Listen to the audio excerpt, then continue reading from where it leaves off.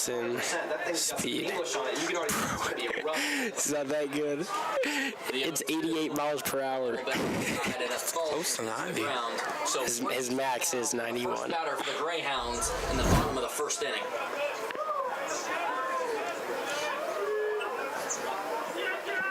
The pitch is in for a foul ball. Zangrilli was under that one. Good job from Zangrilli to adjust and stay alive in this at-bat. He was behind on the first two pitches. Now he's slowly starting to get up to speed as Thompson is continuing to get in the heat. So we do it all over again, 1-2. This time Zangrilli will not swing. It'll be a little bit too low and a 2-2 count. So John Zangrilli working his way back into this at-bat. Again, beautiful play the dish from Zangrilli, working his way up. Zangrilli will hit this one, a high fly ball to left field, and it will. I'm Melby alongside Joshi Nuafo here for the Carmel Greyhounds taking on the Center Grove Trojans. We apologize for some technical difficulties in the late start to the broadcast. We are now at the bottom of the first inning as the leadoff batter for the Greyhounds, John Zangrilli, is up to bat. Yeah, and Brendan, to recap some of the first half of this inning, Carmel got off to a good start, getting 2 outs immediately and having Grady Grant on an 0-2 count until he hit a deep triple into right field. So Carmel had a great start to this game until they let up that run, and now Center Grove has the lead with an out in this inning. Yeah, as you mentioned, the triple from Grady Grant was the biggest play of the top of the first because 2 outs to start the inning. Grant able to get the triple, a passed ball the next pitch, scores Grant, but then Keegan O'Brien bounces right back and able to strike out Gannon Grant and get out of the inning. So with that, Zangrilli grounds out, and the Greyhounds trail 1-0 in the bottom of the first with 1 out. Yeah, Zangrilli grounds out and Steele up to bat now with a 1-0 count. And now again, immediately giving it to Steele as soon as he steps into the box. The 0-2 for Steele, 0-1.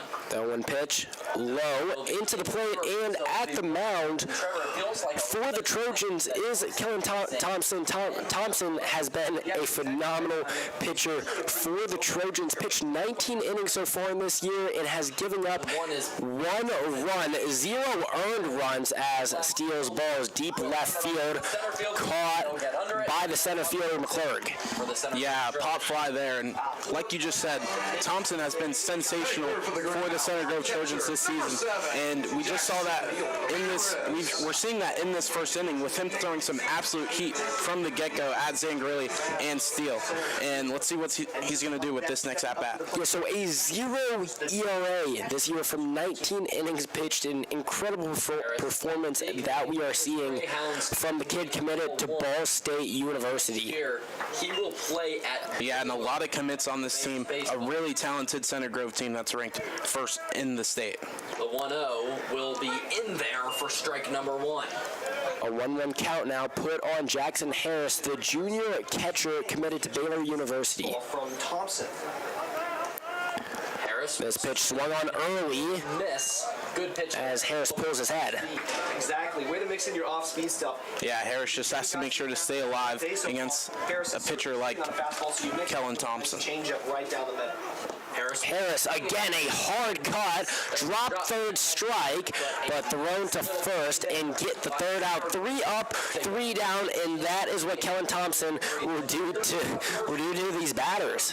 Yeah, and the Greyhounds just have to make sure to be smart with some of the ways that they're swinging the ball, but also make sure against a pitcher like Thompson, it's very easy to get timid. You have to make sure not to do that because you're obviously going to have to play some offense, but defensively, a solid start from Carmel, and we'll see if they can have a bit of an encore in the second inning.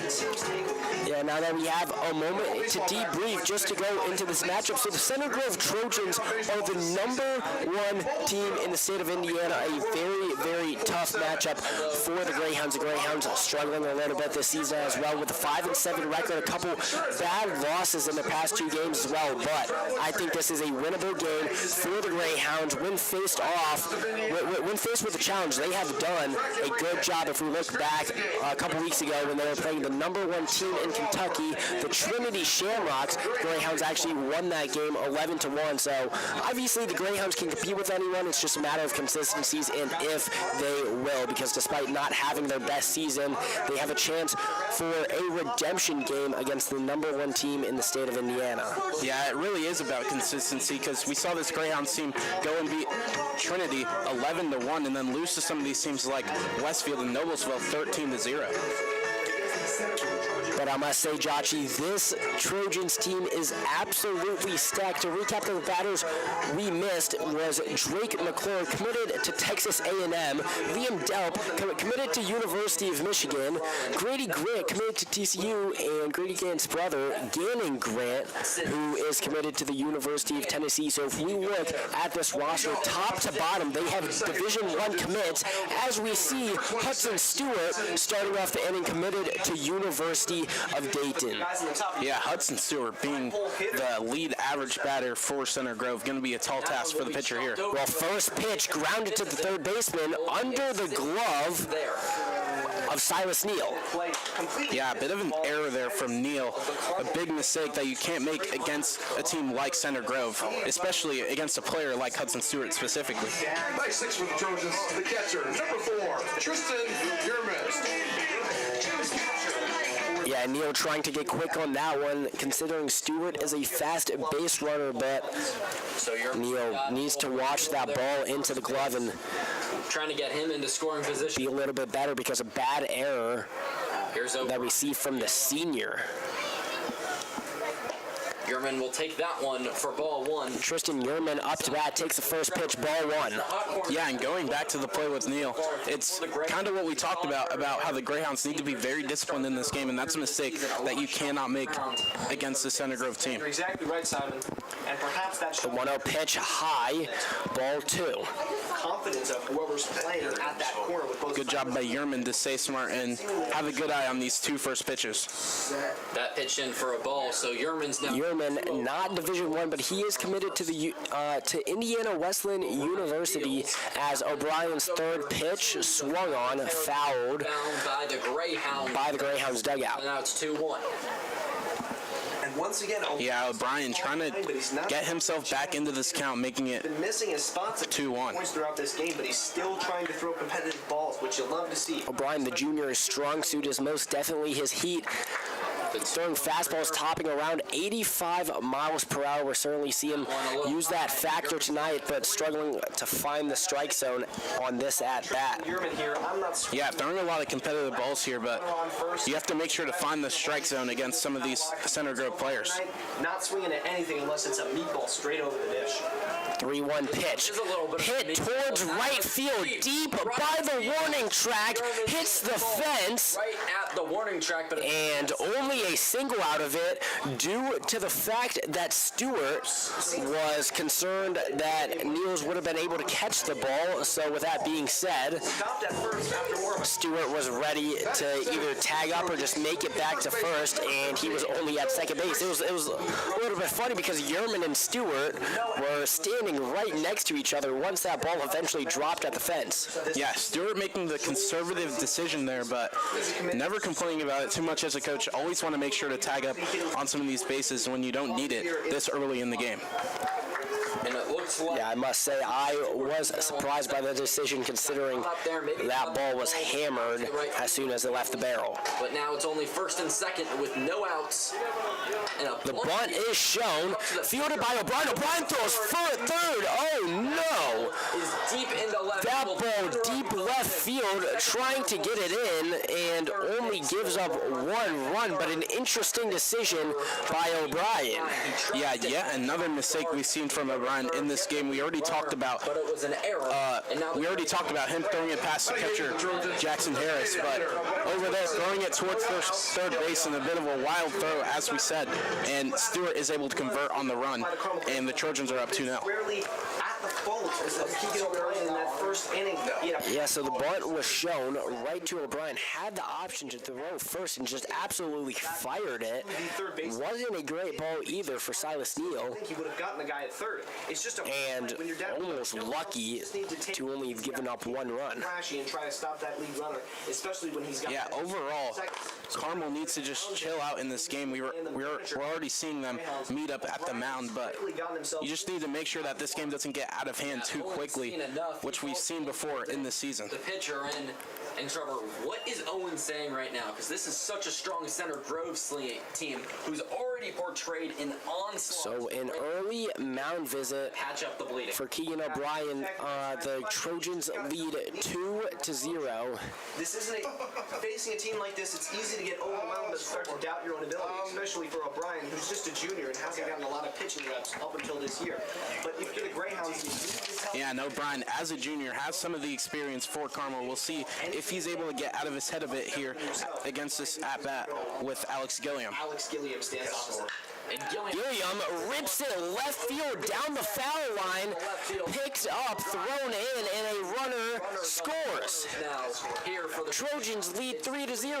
nothing. And Yeah, great job by Gilliam to step up to the plate and absolutely rip one to left field to get the runner Jackson Burnett in and make the score 3-0 As a, to the Trojans. 0 deficit in just the top of the second with your starting pitcher already looking utterly overmatched. Now going to the bottom of the Batting ninth for the Trojans. The right fielder, number 3, Reed Sawa. 333 on the year with 2 home So now up to bat is Reed Sawa, the 9th batter in the batting order, already early into the second inning. the second. So now runners 0 outs, and the Trojans are at the bottom of their lineup. Yeah, and Gilliam there able to steal a base. Now runners are second and third for the Trojans in dangerous positions.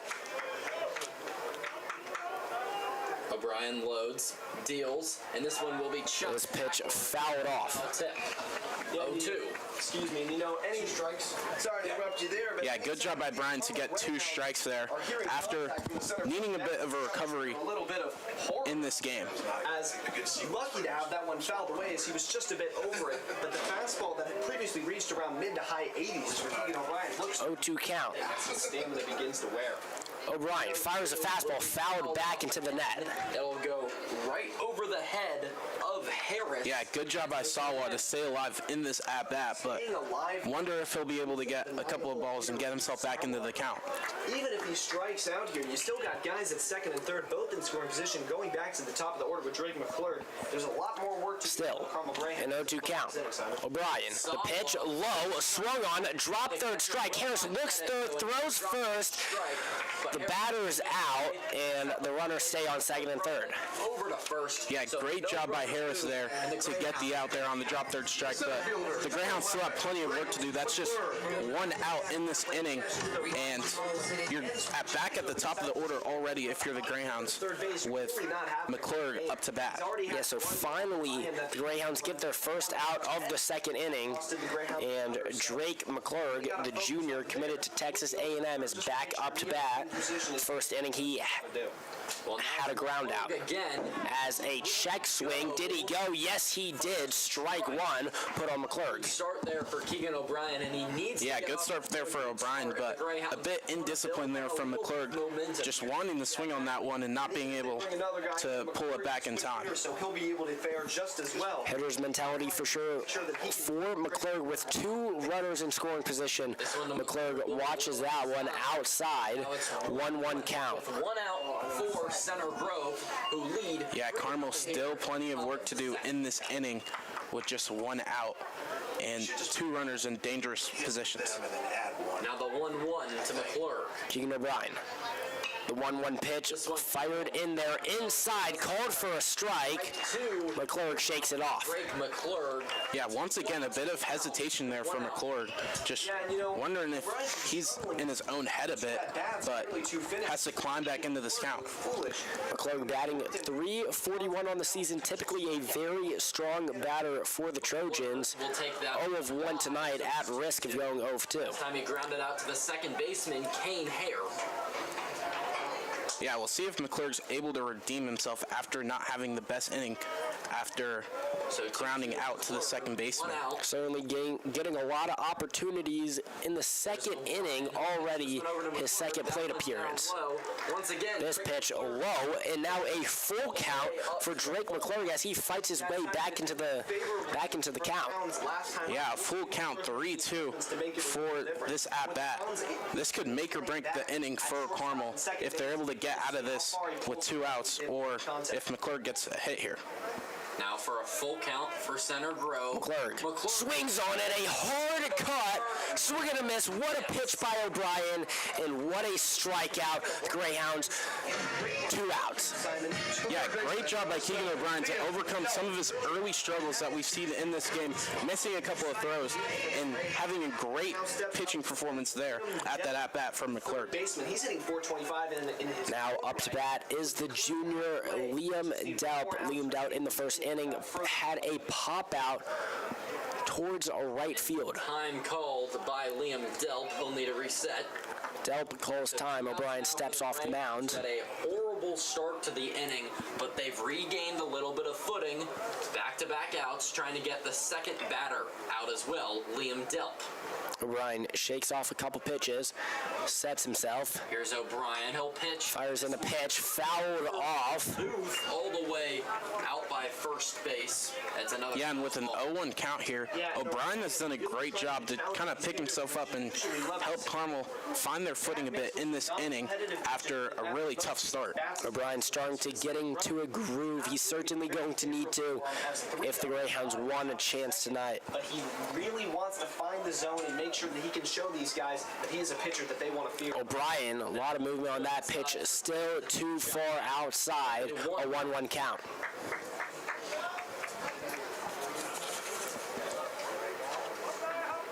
A lot of pitches so far. Here Still, for O'Brien. 2 runners in scoring position.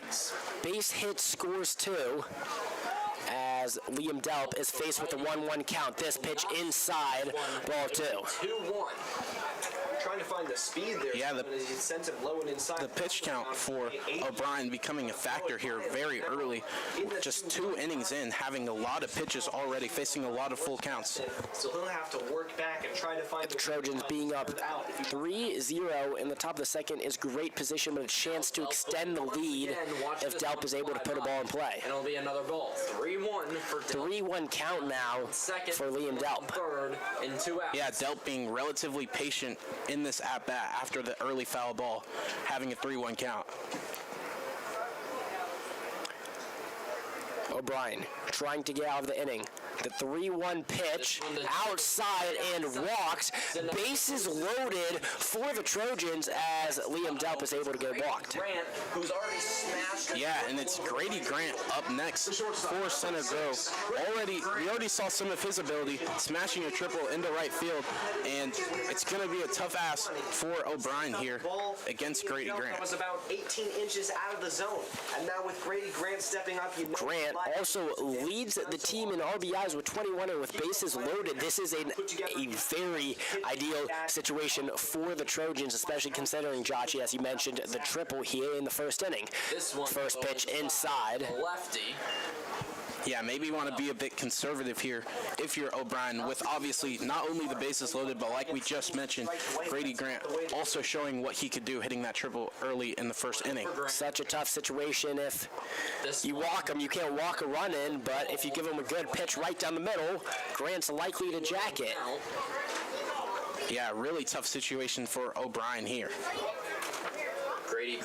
Grady Grant, the junior, committed to TCU, batting .350 on the season. Faced with a 2-0 count, O'Brien fires in the pitch, strike 1.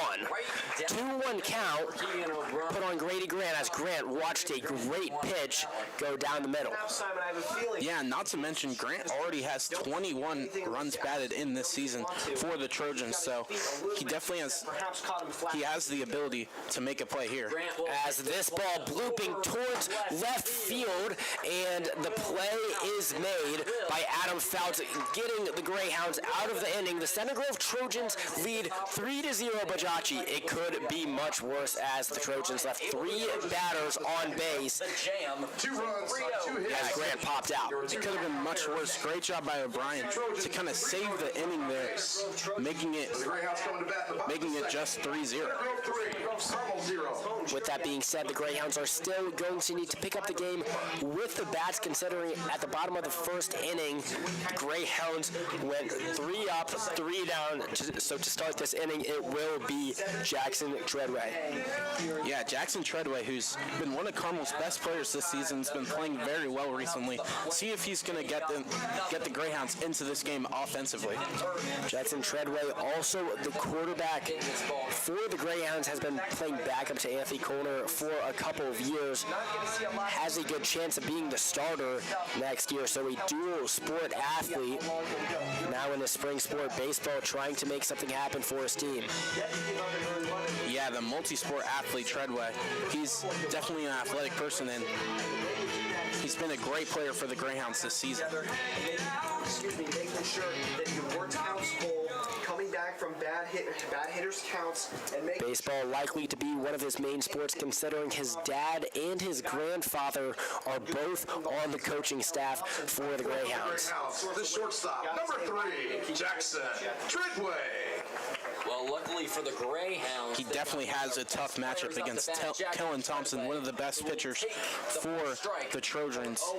Yeah, Thompson, we saw what he could do in the first inning, topping at 91-mile-per-hour fastball, something very tough to face, as we saw it right there, the low fastball called strike 1 as Jackson Treadway swung on it.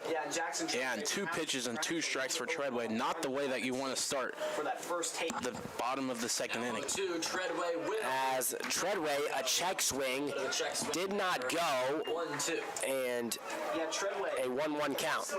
good job stopping himself there, but you still got Treadway, good job stopping himself there, not going at the pitch after a couple of undisciplined swings early. Have to make such a split decision, as I apologize, it was a 1-2 counter with that pitch. That is strike 3.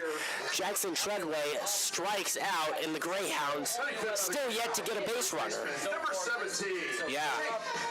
And once again, Thompson continues this absolute clinic in the first 2 innings for the Trojans and making life very difficult for the Greyhounds. Yeah, he's been perfect so far tonight, as this first pitch on Jake Beam fouled off Beam over the Greyhounds dugout. First pitch of the at-bat, so another strike in there. Another for strike Thompson. for Thompson here to start off this at-bat. As Thompson, The 0-1. that pitch low, 1-1 count, just below the zone. For Jacob Beam. Beam takes that pitch high, And it'll now be 2-1. as Thompson's dancing around the zone. He's seen these Yeah, good job by Beam here to climb back into the count, making it 2-1, like you said. Now Thompson again. Oh, wow. Nice pitch, clipping the edge, as he's been dancing all around, as I mentioned. That time must have barely clipped the edge. It's a nice frame as well by Yerman. get his feet set, get readjusted. Led the call to be a strike. How he's gonna Yeah, it looked like that might have been outside, but nonetheless, ump's calling it's 2-2. here's Beam. And with that, a swing and a miss, strike 3, and another strikeout for Kellen Thompson. Yeah, Thompson, like we said, doing a great job. Fantastic start to this game. Maybe being able to get 2 3-ups, 3 downs in these first 2 innings. The last 3 batters that Thompson has faced have all been swinging strikeouts, with Harris Treadway and Jake Beam all striking out versus the very tough pitching opponent. This season, Mark Niels. Yeah, and once again, a swing and a miss for Mark Niels. Last year he batted 400, and he's done a decent job so far this year. That's right, Simon. He's really Niels, the junior, playing in right field tonight. He's moved all around the outfield. We saw him start the season in left field, that typically being his home, but a little bit of a change tonight with him being in right. Yeah, and he's been a great player for the Greyhounds throughout his career. Last season having a .400 batting average. As Thompson, this pitch right down the middle. And once again, son, Niels watches it go by. very 0-2 count now, 2 outs. The Greyhounds trail 3-0 in the bottom of the second inning. Thompson looking for the third strikeout. The third pitch low. So Niels took it again. Yeah, but boy, that thing had some. You have to protect in this situation. You have to make something happen We see why he's because got the Greyhounds have been struggling against Thompson. This pitch inside again, another ball, a 2-2 count get there for Mark Niels. again. Yeah, and these pitches from Thompson, they're going to be very hard to hit because they've had plenty of speed on them, like you mentioned multiple times. Now Niels. This pitch, oh wow, called strike 3 on the outside of the zone. Outside. So 4 consecutive strikeouts for Kellen Thompson. An unbelievable performance we've seen from him so far. A perfect game so far. And 4 strikeouts tonight within 6 batters. Yeah, great job for Thompson there. And he's been dominant in this game, not allowing the Greyhounds to get in it at all. And the pressure goes straight back to O'Brien, who's already struggled a bit tonight pitching. At this point for the Greyhounds, it's an accomplishment if they're able to make contact with the ball. Following gold sponsors for their support of Greyhound baseball this season. Peterman Brothers. Yeah, and it's very evident at this point how Kellen Thompson has that 0 ERA. Create space to relax and shade to enjoy.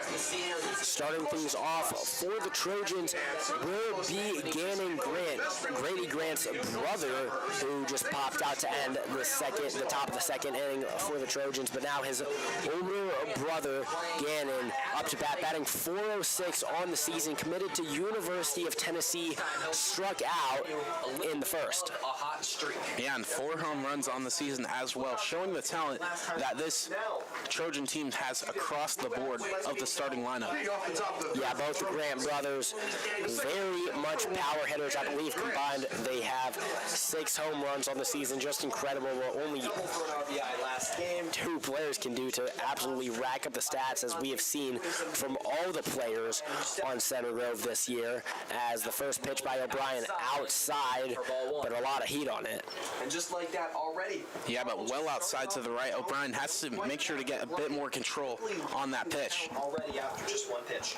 This pitch chopping towards first base, fouled Way into foul territory. towards the first base coach. Yeah, and Simon, if you're Keegan O'Brien here, going out for the third, he's gotten pretty tired so far, but so if this inning takes much longer, it could potentially be Top of the third inning, the Center Grove Trojans lead 3-0. way into him, continue challenging. And especially at this point, if you're the Greyhounds, you wonder when pitch count is really on your mind for Keegan O'Brien, who's already faced plenty of pitches here. This pitch fouled off over the Trojans dugout.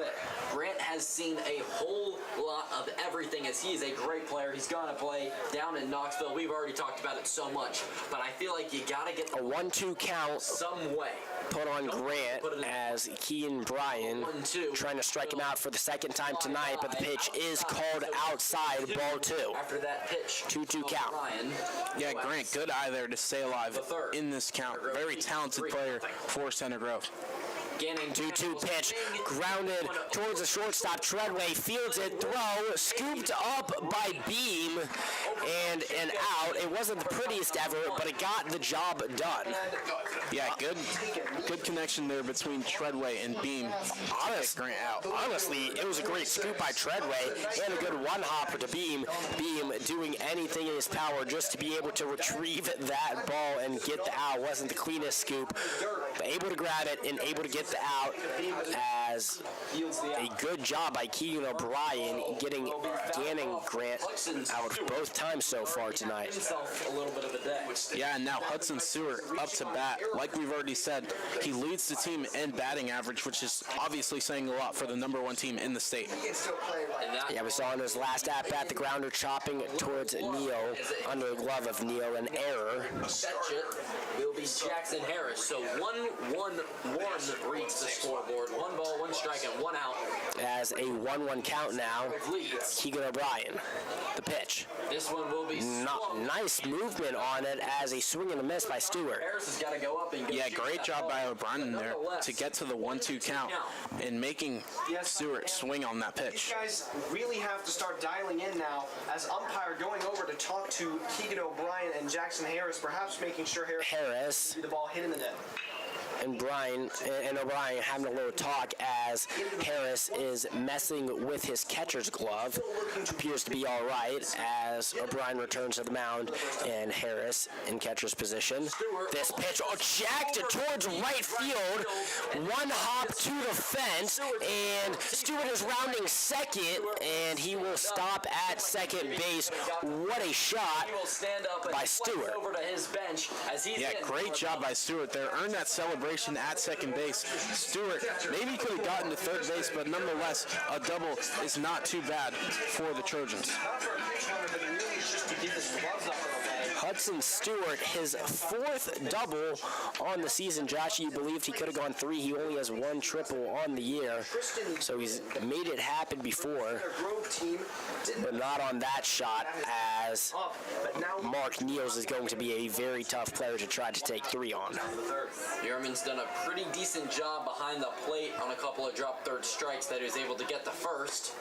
But this time, he gets the first pitch. And Tristan Yerman up to bat. The first pitch is a strike, so an 0-1 count just a tad more put on the senior committed to Indiana Wesleyan University.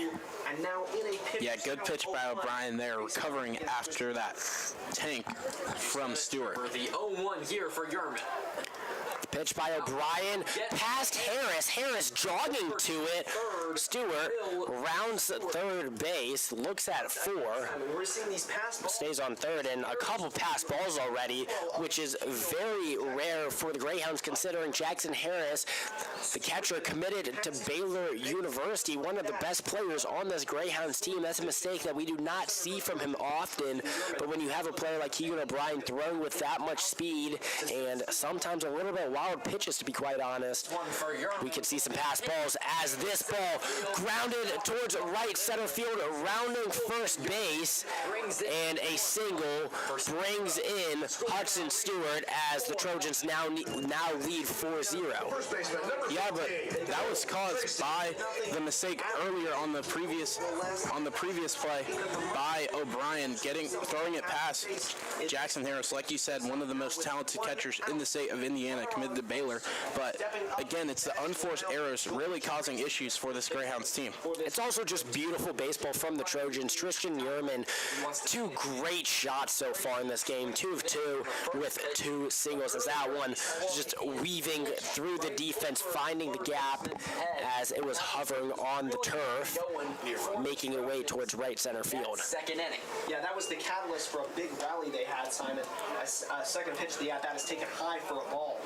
Really, the driving spark of continuing those runs. Unfortunately, the Center Grove Trojans, they left 3 straight. Trojans lead 4-0 in the top of third as O'Brien fires this pitch, swing and a miss. Will miss, and it's a 0-2 count here for Joel. Yeah, O'Brien once again with a tough assignment against Joel Tracy, who has the .314 batting average and 10 RBIs on the season. And Keegan O'Brien really got to serve up his best pitch if he wants to finally get it. O'Brien looking at the runner on first, fires it in there inside. He's stealing Harris. The throw, safe. Whoa, Harris had a nice shot on it. 1 hop just over the mound. The catch and tag by Hare a little bit late as it was Yerman able to steal second. Second baseman, Kane Hare. Yeah, now it looks like the Carmel coach having a conversation with the umpire there after a bit of maybe a questionable call there, but nonetheless, great job by Burnett to steal that base after an intimidating throw from Jackson Harris. And just Yeah, Yerman showing off the wheels. That is his first steal once of again, the season. they're in the top of the 4th inning. Well, Owen didn't really love that. He came sprinting out of the dugout, but nonetheless, it'll be a 1-2 count here for Center Grove. As it's Tracy, hard cut, strike. That'll be another strike, I believe. Once That again, a might be great pitch strike by 3. O'Brien But It looks like they decided to strike two, but Tracy actually swung and missed. So 2 strikes now, an 0-2 count, as the umpire looks back at the press box to fix the scoreboard that read 0-2 before that pitch. O'Brien throws back to second. They're really focused on Yerman, as Yerman has done a good job All of the runs being scored and staying clean. balls being put in play is a little bit dizzying for everyone here in this. yeah, I wonder if O'Brien's going to continue throwing absolute heat in this one, trying to keep it in the batter's Not box. exactly a picture-perfect night. This pitch is a little. O'Brien's pitch low, a 1-2 count now He's a little nervous about that runner for Tracy. base, but I feel like he's got to focus on. Yeah, Tracy, the Southwestern Illinois commit, another commit for the Trojans, once again showing the talent in this squad. Big lead off the bag as the runner at second base. The 1-2 for. One out for the Greyhounds. The Trojans lead 4-0 in the top of the third, as this pitch, another hard cut. All of those strikes For the Greyhounds. looking almost identical, as And just like that makes Tracy's still alive. It seems like he's had a million strikes at this at bat. runs, but he's also But again, due to some scoreboard issues and maybe some errors by the umpire as well, who I'm confident held back 2 strikes a couple pitches ago, does not matter, as a 3rd strike finally gets Jarrell Tracy out, and 3 outs for the Greyhounds as they live, only giving up 1 run that inning. Yeah, great job by the Greyhounds to stay focused in that inning after a bit of chaos from the umpire in the scoreboard. But overall, Trojans still being able to score on that inning. And you wonder if the Greyhounds are going to be able to get something going against, once again, Kellen Thompson, who's been just dealing so far. Yeah, to be honest, giving up 4 runs in 3 innings isn't great, but when you're facing the #1 team in the state, in the Center Grove Trojans, how strong they are offensively, Keegan O'Brien has done a solid job. And I don't know if he should necessarily be super proud about that, but that is something that you can live with. That is something that you could compete with offensively, but that is not what the Greyhounds are doing. All batters have gotten out so far, 6 up, 6 down between the first and the second inning. 4 consecutive strikeouts for Thompson. Who is going to break the streak, as it's Kane Hare leading off the inning for the Greyhounds? still be Kellen. Yeah, like you said, O'Brien doing a pretty good job outside of some of the errors that we saw with some of the wild throws.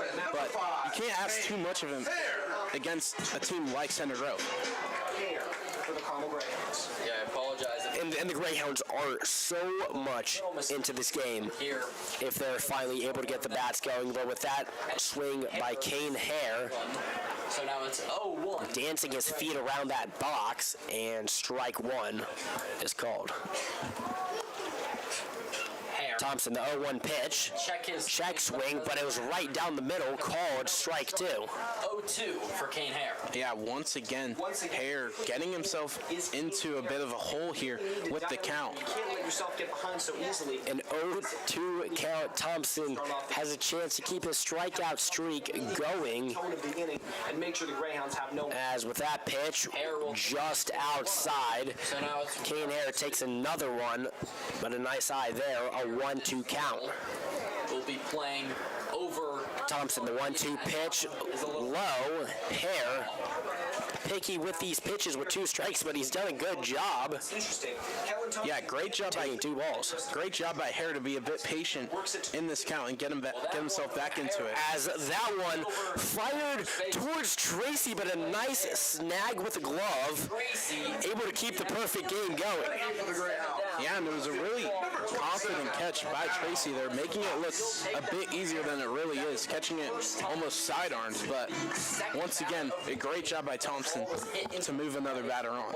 As I mentioned at the end of the second inning, it is progress to be able to make contact with these pitches. So a solid shot by Hare, just a nice snag by Tracy, but finally the Greyhounds able to put one into play, as Adam Fouts is now up to bat, the junior. Fouts Schultz, the lefty. Yeah, and we're at the end of the order here, and this is the first time we've seen some Greyhounds make contact with this ball. Shortstop will get This ball high popped up. Grady Grant backpedaling the whole way there, able to make the catch, and 2 outs now for the Greyhounds. The third baseman. Yeah, deep hole for the Greyhounds immediately after just a couple of pitches from Thompson. And it's kind of the same story with the Greyhounds having these long sustained top of the innings with O'Brien at the mound and then immediately getting out with Thompson being the top pitcher for the Trojans. ball 1. Silas Neal not having a great go of it so far. Let's see if he can change his form. Trojans, such beautiful baseball tonight, This doesn't look like it. as obviously with Kellen Thompson up there dealing, In the bottom of the has given the Greyhounds batters a very tough task. But the defense has been spectacular as well one, now 1-2. when needed to make a play. Get out of this inning in a Silas Neal, a 1-2 count, 2 outs. The Greyhounds trail 4-0. The 1-2 pitch Take this one inside, 2-2. in the turf. Once again, Carmel hitter working So a 2-2 count. early, up to even and potentially. Yeah, and once again, like we've already mentioned in this game, the Greyhounds already facing Slap this one. another out here. This ball fouled off on the third base side Car out there. Yeah, But it will Yeah, but into the parking lot. Balls in the parking lot, Simon. Yeah, might have hit a car there, but the Greyhounds have had these sustained defensive stints with O'Brien at the mound, and Thompson has been the complete opposite as we see him strike out another batter. First strikeout looking that we have seen tonight, but the Greyhounds going through the entire lineup, all 9 batters in the first 3 innings, and they have all been out. Kellen Thompson, a perfect game so far. Yeah, Thompson putting on an absolute clinic against the Greyhounds here, and once again putting the pressure right back on O'Brien, not being able to do much against this squad. World's best ways. Carmel Pups Baseball. The Carmel Community's youth travel baseball program. Defense isn't the problem. I said that, but now with being down 4-0, it doesn't matter if you're down 1-0, down 10-0. The Greyhounds yet to get a base runner in this game. So yes, O'Brien is put with a tough task, but the Greyhounds no chance to come into it if the bats aren't going to get going eventually. And if the Greyhounds don't get going offensively, at some point this game is going to be out of reach. We already saw it get to a really dire situation with the bases loaded and Gannon Grant being being at bat for the Trojans, and the Greyhounds were able to escape that. But with it being 4 runs, you need to put some runs on the board to make sure this doesn't get out of hand against the #1 team in the state. And with that, to start the 4th inning, Alex Gilliam is up to bat, the designated hitter, 1 of 1 tonight with a single. Looks like you wanted that. As the first pitch right down the middle, Harris does not look like himself tonight, as just a routine pitch, no runners on base, unable to squeeze it. It's just unusual. Obviously, it doesn't affect anything going on with no runners on base, but it's just not something you want to see from your star player. Yeah, we've seen him make a lot of tough catches this season over his Carmel career, and just some of these consistent catches he hasn't been able to make today. We've seen 2 pass balls as well, and yes, they were both wild pitches into the turf, but again, that's what Harris is there for. Those are pitches that Harris typically blocks. So overall, the defense and the pitcher and catcher connection between O'Brien and Harris has not been top-notch. It's low. A 2-2 count put on Gilliam. Sawa first up in the top of the 4th inning. This pitch inside, a full count now. Sawa battled back from 1-2, and now it's 3-2. Yeah, and Sawa with the .33 batting average and the commit to Indiana Wesleyan, Quite seem to find the zone. doing a great job climbing back into this count a bit and making it a full count. Reed Sawa, who's looking to work a walk or maybe even a base knock here. Full count pitch, grounded. Over to Neal. Neal Makes the throw, scoops it up, redeems himself from the error that he had earlier in this game. It's a nice play at third base. The center fielder. A beautiful 5-3 play right there. Yeah, great job by Carmel getting the out, but once again, a topic of discussion becomes the pitch count here for O'Brien, who's thrown a lot of pitches already in this game, with that one being a full count in the previous at-bat. And with the stamina on Keegan O'Brien rapidly fading, it's only This ball popped up center field, a deep fly ball. The catch is made by Nate Steele, the senior, and with that, the first two batters have gotten out for the Trojans. Yeah, and Simon, Yeah, once again, a great job by O'Brien, being able to keep the Greyhounds in it here defensively, facing two batters already and getting both of them out. Yeah, with that was Drake McClure batting .341 of the season. He is 0 of 3 tonight, doing it a little bit of all, like round out a strikeout and now a fly out as Liam Delt is up to bat. O'Brien was taking a couple of notes from Kelly Yeah, Thompson Delt with the .425 batting average, the Michigan commit we've already talked about in this game. So 2 outs for O'Brien. The 0-1 pitch swung on early. We've seen a couple early swings from Delp in a row, and that's what's going to happen. He was on top of that one, and he fouls it into his own leg.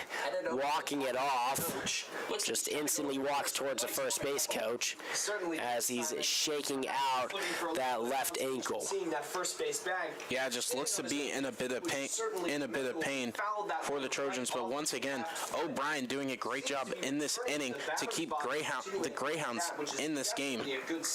O'Brien, or I'm sorry, Delp absolutely turning on these past couple of pitches. We saw the first one fouled down the third base line, and this one into himself, but fortunately Delp is all right and steps back into the box with an 0-2 count. This pitch fouled off over the net. Delp staying alive.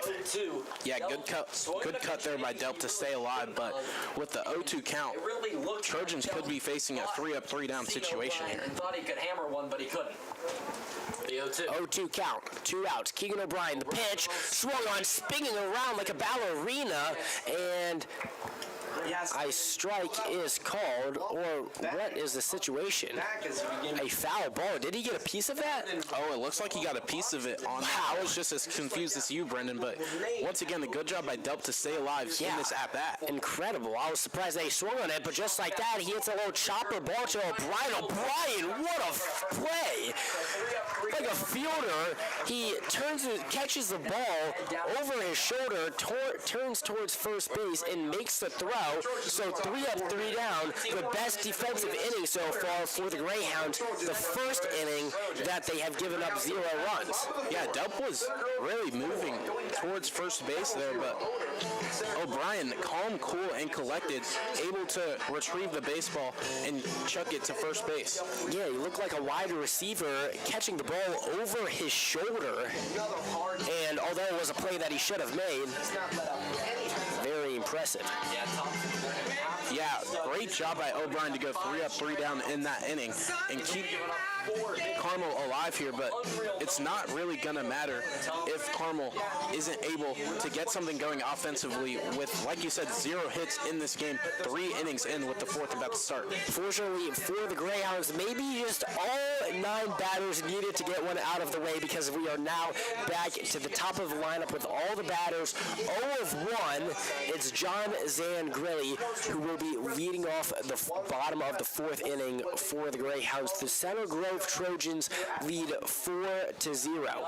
Yeah, and maybe that could help a bit for the Carmel Greyhounds here, with them being able to kind of keep up with the speed of Thompson after seeing it the first time. Looks like varsity versus JV out there, unfortunately, as Thompson's John Zangrilli, the senior, steps into the lefty's batter box as the first pitch of the bottom of the 4th is a low ball. 1-0 count as jacked up the umpire's gear. It's 1-0. Umpire needs to take a second as a mound visit as well. Productive at-bats. I know that ended in Yeah, a bit of communication between the catcher and the pitcher, but once again, Thompson having a lot of momentum going into this inning, having no hits against him so far in this game. Success in itself, and we'll see if he can take that momentum and potentially be the first base runner for these Carmel Greyhounds tonight. The 1-0 pitch outside. And yeah, you mentioned catcher and pitcher between Yerman and Thompson, two seniors who have been through it all 4 years, a part of Center Grove baseball. Two players that have been through it all, and two players that have shown out in their 4 years, part of the program. 2-1 count now, put on John Zangrilli. This pitch, fouled off into himself, seen that a couple times now. It's a 2-2 count. Yeah, tough one there for Zangrilli, but like you said, Yerman and Thompson having a lot of chemistry with the experience. Obviously, like you said, both being seniors on this team and having a lot of experience in high school baseball. 2-2 pitch, fouled off into the parking lot again. One hop into a white van. They really got to move that. Jeez Louise. But it will. And that is the risk by parking by Hartman Field. Yeah, we've seen that happen multiple times here in this game now. No outs. I have not seen a game here at Hartman that it has not happened. The bottom of the fourth, his team trails 4-0. 2-2 count. Thompson, the pitch. Really will take one, and it'll be A hard fastball into the turf and a full count put on John Zangrilli. Yeah, and the first full count didn't. Yeah, good job by Zangrilli getting this to a full count here, having a good eye, staying disciplined, and not swinging on that one. Full count. This ball fouled off towards the first base coach. Zangrilli staying alive in this one against Kellen Thompson, getting the pitch count up a bit as well. The Greyhounds a chance to get their first base runner of the night. He's been bringing the smoke in these pitchers, in these payoff pitches all night. Full count pitch. Zangrilli up the middle in a single for John Zangrilli. Finally breaks the streak, and as I mentioned, maybe they just needed to get the outs out of the way because John Zangrilli at the top of the lineup, now 1 of 2 tonight, as Nate Steele coming up to bat to back him up. Yeah, Zangrilli being the first Carmel player on base here in this one, and a great job by him to just hit it down the middle into an empty space and get a single. Already like that, you cannot take base runners for granted. Steele showing bunt, trying to advance Zangrilli, and this is what I'm talking about. When Zangrilli gets on base, you need to make him score because leading off batters, 0 outs, a runner on first base, down 4-0. You need to start creeping back into this game, This one is high. and you can't do it if you don't capitalize your base runners.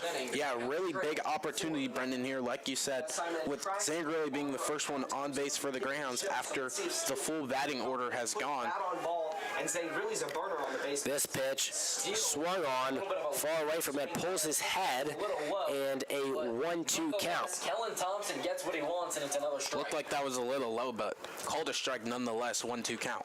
Yeah, it was also nice off speed. Nate Steele swinging it like a sword Now it's a 1-2 as count a here. 1-2 count put on Steele. Center fielders made a couple of plays out in the field. He's trying to make one at the plate. And again, a hard cut, swing and a miss, strikeout on Nate Steele, who's 0 of 2 tonight. Yeah, Steele trying to motivate his teammate Jackson Harris to do a bit better than he did at that at-bat.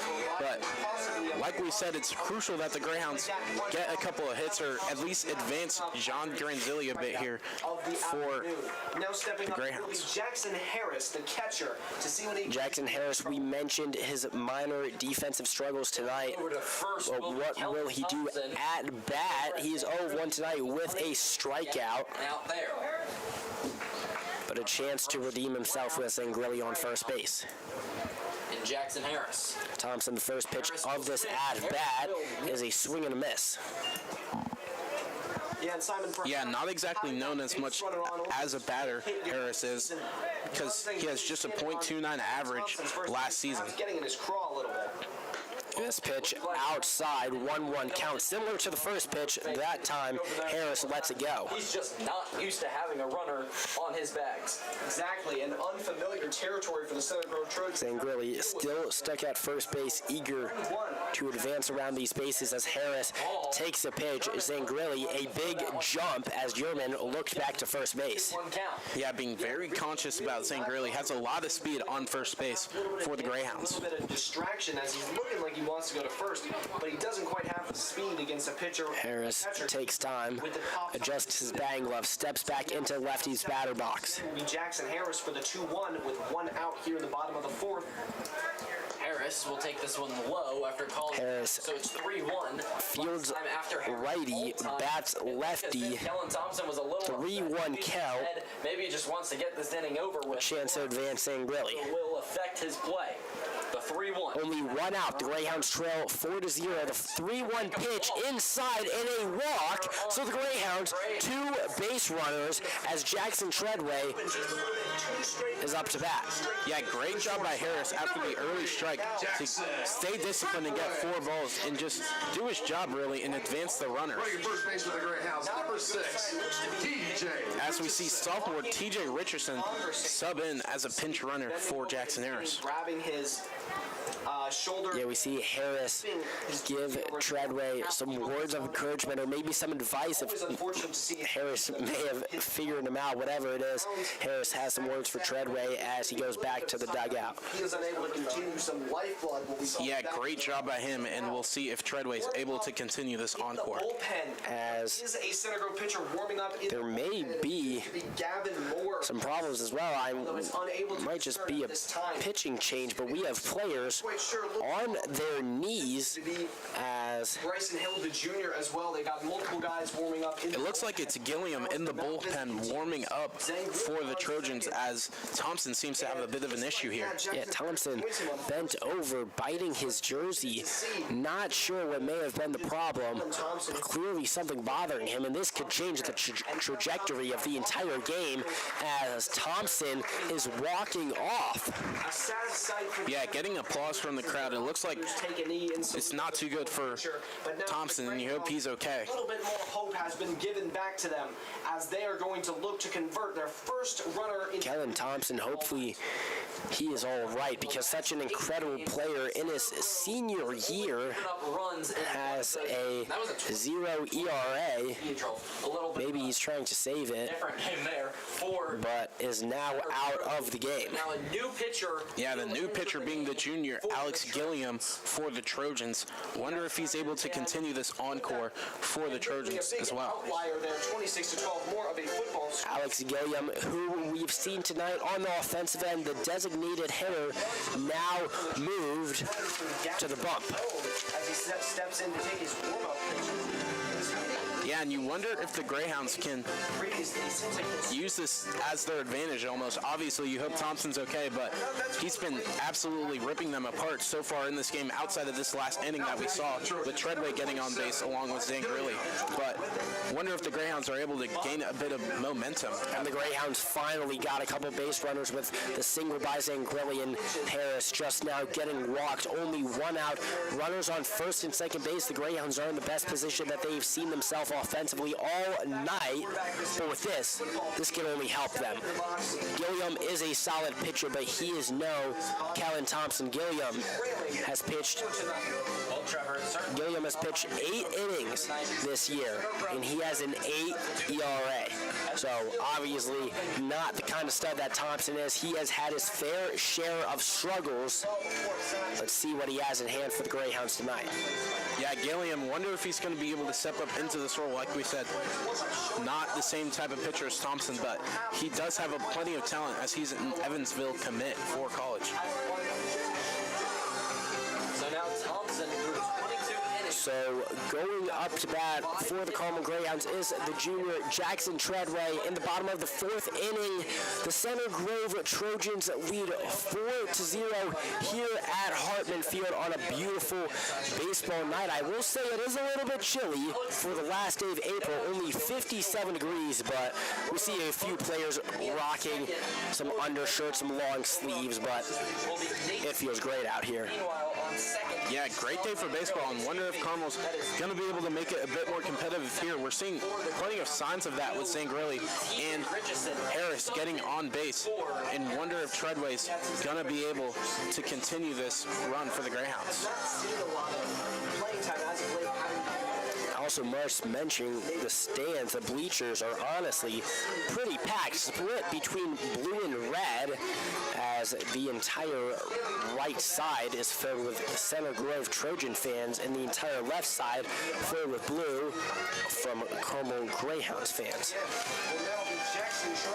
Yeah, ready to get the restart. Treadway, wonder if he's going to be a bit conservative on these few pitches with the new pitcher, kind of see what the speed is with Gilliam. Here for the Greyhounds, Richardson over on first base. He's one of 2 sophomores on this varsity squad for the Greyhounds. The other of that being The shortstop, number 3, Jackson Treadway. to get the youth involved a little bit here if you can. So about the catcher throwing Richardson over to first base.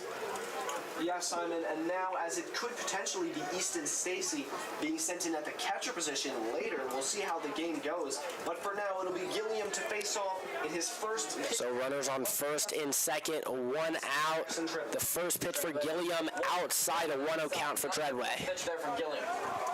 Yeah, good job by Treadway, and a tough start by Gilliam there. Thompson would set throughout Wondering if he's going to be able to correct the start a bit for the Trojans. Alex Gilliam, we already see from that first pitch fastball that he is right up there with Thompson on speed, pitching around 90 miles per hour, which is absolutely incredible at the high school level. This pitch, once again, a ball. It's 2-0. Yeah, and we saw the speed there, but unfortunately for him, that one was in the dirt, and the count will go to 2-0. Shown that one, Simon, that not a lot of control. Put that one. Yeah, a little bit more inconsistent. That the Hounds have a preem scoring. Which comes alongside his velocity. Another ball. And another ball. He's right there, but yet to find the zone as it is a 3-0 count put on Jackson Treadway. Yeah, kind of painting the outside of the zone, and great job by Treadway to pull his bat out of the box just in time. Runners on first and second, 3-0 count, 1 out, 4 straight balls thrown by Alex Gilliam, walks Jackson Treadway, and the bases are loaded. Bases are loaded. Yeah, great opportunity here for Carmel. And up now to go is Jake Beam. Perhaps it's asking for too much, Simon. You can never try to hit a home run in baseball, but with one swing of the bat here, Jake As a mound visit after one batter, he could tie it up with coach brings in the entire infield and is going to have a discussion. a mound visit from the manager and head coach. Yeah, not the With type Gilliam. not the type of thing that you want to see if you're pulling for the Trojans, but once again, Carmel being able to take advantage, just being patient with some of these walks, and a big opportunity for Jake Beam, the senior, to get the Greyhounds on the board by any means. Seems as if Gilliam will stay in Coach Hatfield returning to the dugout after a brief conversation, at Center Grove. trying 1-1. to get Gilliam to lock in because Got to go out there, talk some unlike himself with 4 straight balls, competitive again. as with this, tying runners up to bat. Bases loaded. Yeah, with Beam, you're not exactly trying to hit a home run. Obviously, you're just trying to get back into this one. But this first pitch is low. Honestly, Joshy, at this point, you have to make Gilliam throw you a strike. I would not be surprised if that bat is just resting on his shoulder until a strike is eventually called, because that is 5 balls for Gilliam, 0 strikes, and another low pitch. That is Yeah, and Gilliam with the body language seems to be a bit in his head there. Not a great start for him. And Carmel on the verge of scoring here in this game, which would have sounded out of this world an inning ago. The 2-0 pitch far inside, almost gets hit. Gilliam cannot find the zone. The Greyhounds 7 of 7. are in this game as another ball put on Beam will score their first run. Yeah, and under Alex Gilliam, 8 straight balls, walks in a runner, and the Greyhounds now only trail 4-1. So little progress is, as for whatever reason that Kellen Thompson came out of the game, absolutely changing the trajectory of this inning already. Yeah, and I was just about to say, under no circumstances, if you're Jake Beam on this at-bat, were you going to swing at that, building on what you said. But the Greyhounds doing a great job using this kind of injury as a bit of motivation and to gain some momentum. And the same thing applies for Mark Niels as he takes the first pitch ball. Alex Gilliam has came in, thrown 9 pitches so far. All 9 of them have been balls. The bases are still loaded. Niels takes another pitch, and once again it is a ball. A 2-0 count. Jachi, eventually he just needs to float one in over the plate because whatever it takes to find the zone, this is incredible how he's able to paint the outside of the zone, but yet to throw a single strike. Yeah, Yerman trying to just talk to him a bit and conversate what's going on because he seems to be in his head. But coming into this situation with being 4 runs up, Gilliam is not performing to what you would expect, especially compared to Kellen Thompson, of course. I don't know what the problem is, but if you've thrown 10 straight balls, it might be more than just your head that's messing with you. As Alex Gilliam fires it, it almost looks harder. After every ball, it almost looks like he's throwing it harder and harder. Gilliam, visibly frustrated as a 3-0 count, might walk in another run. 12 straight balls, and there is another runner walked in, and just like that, the Greyhounds cut the lead 4-2 just by standing in the box and taking pitches. Yeah, and you wonder if you're the Trojans at this point, and we're seeing it now with the Trojans head coach coming out to the mound. This is incredible, Jachi.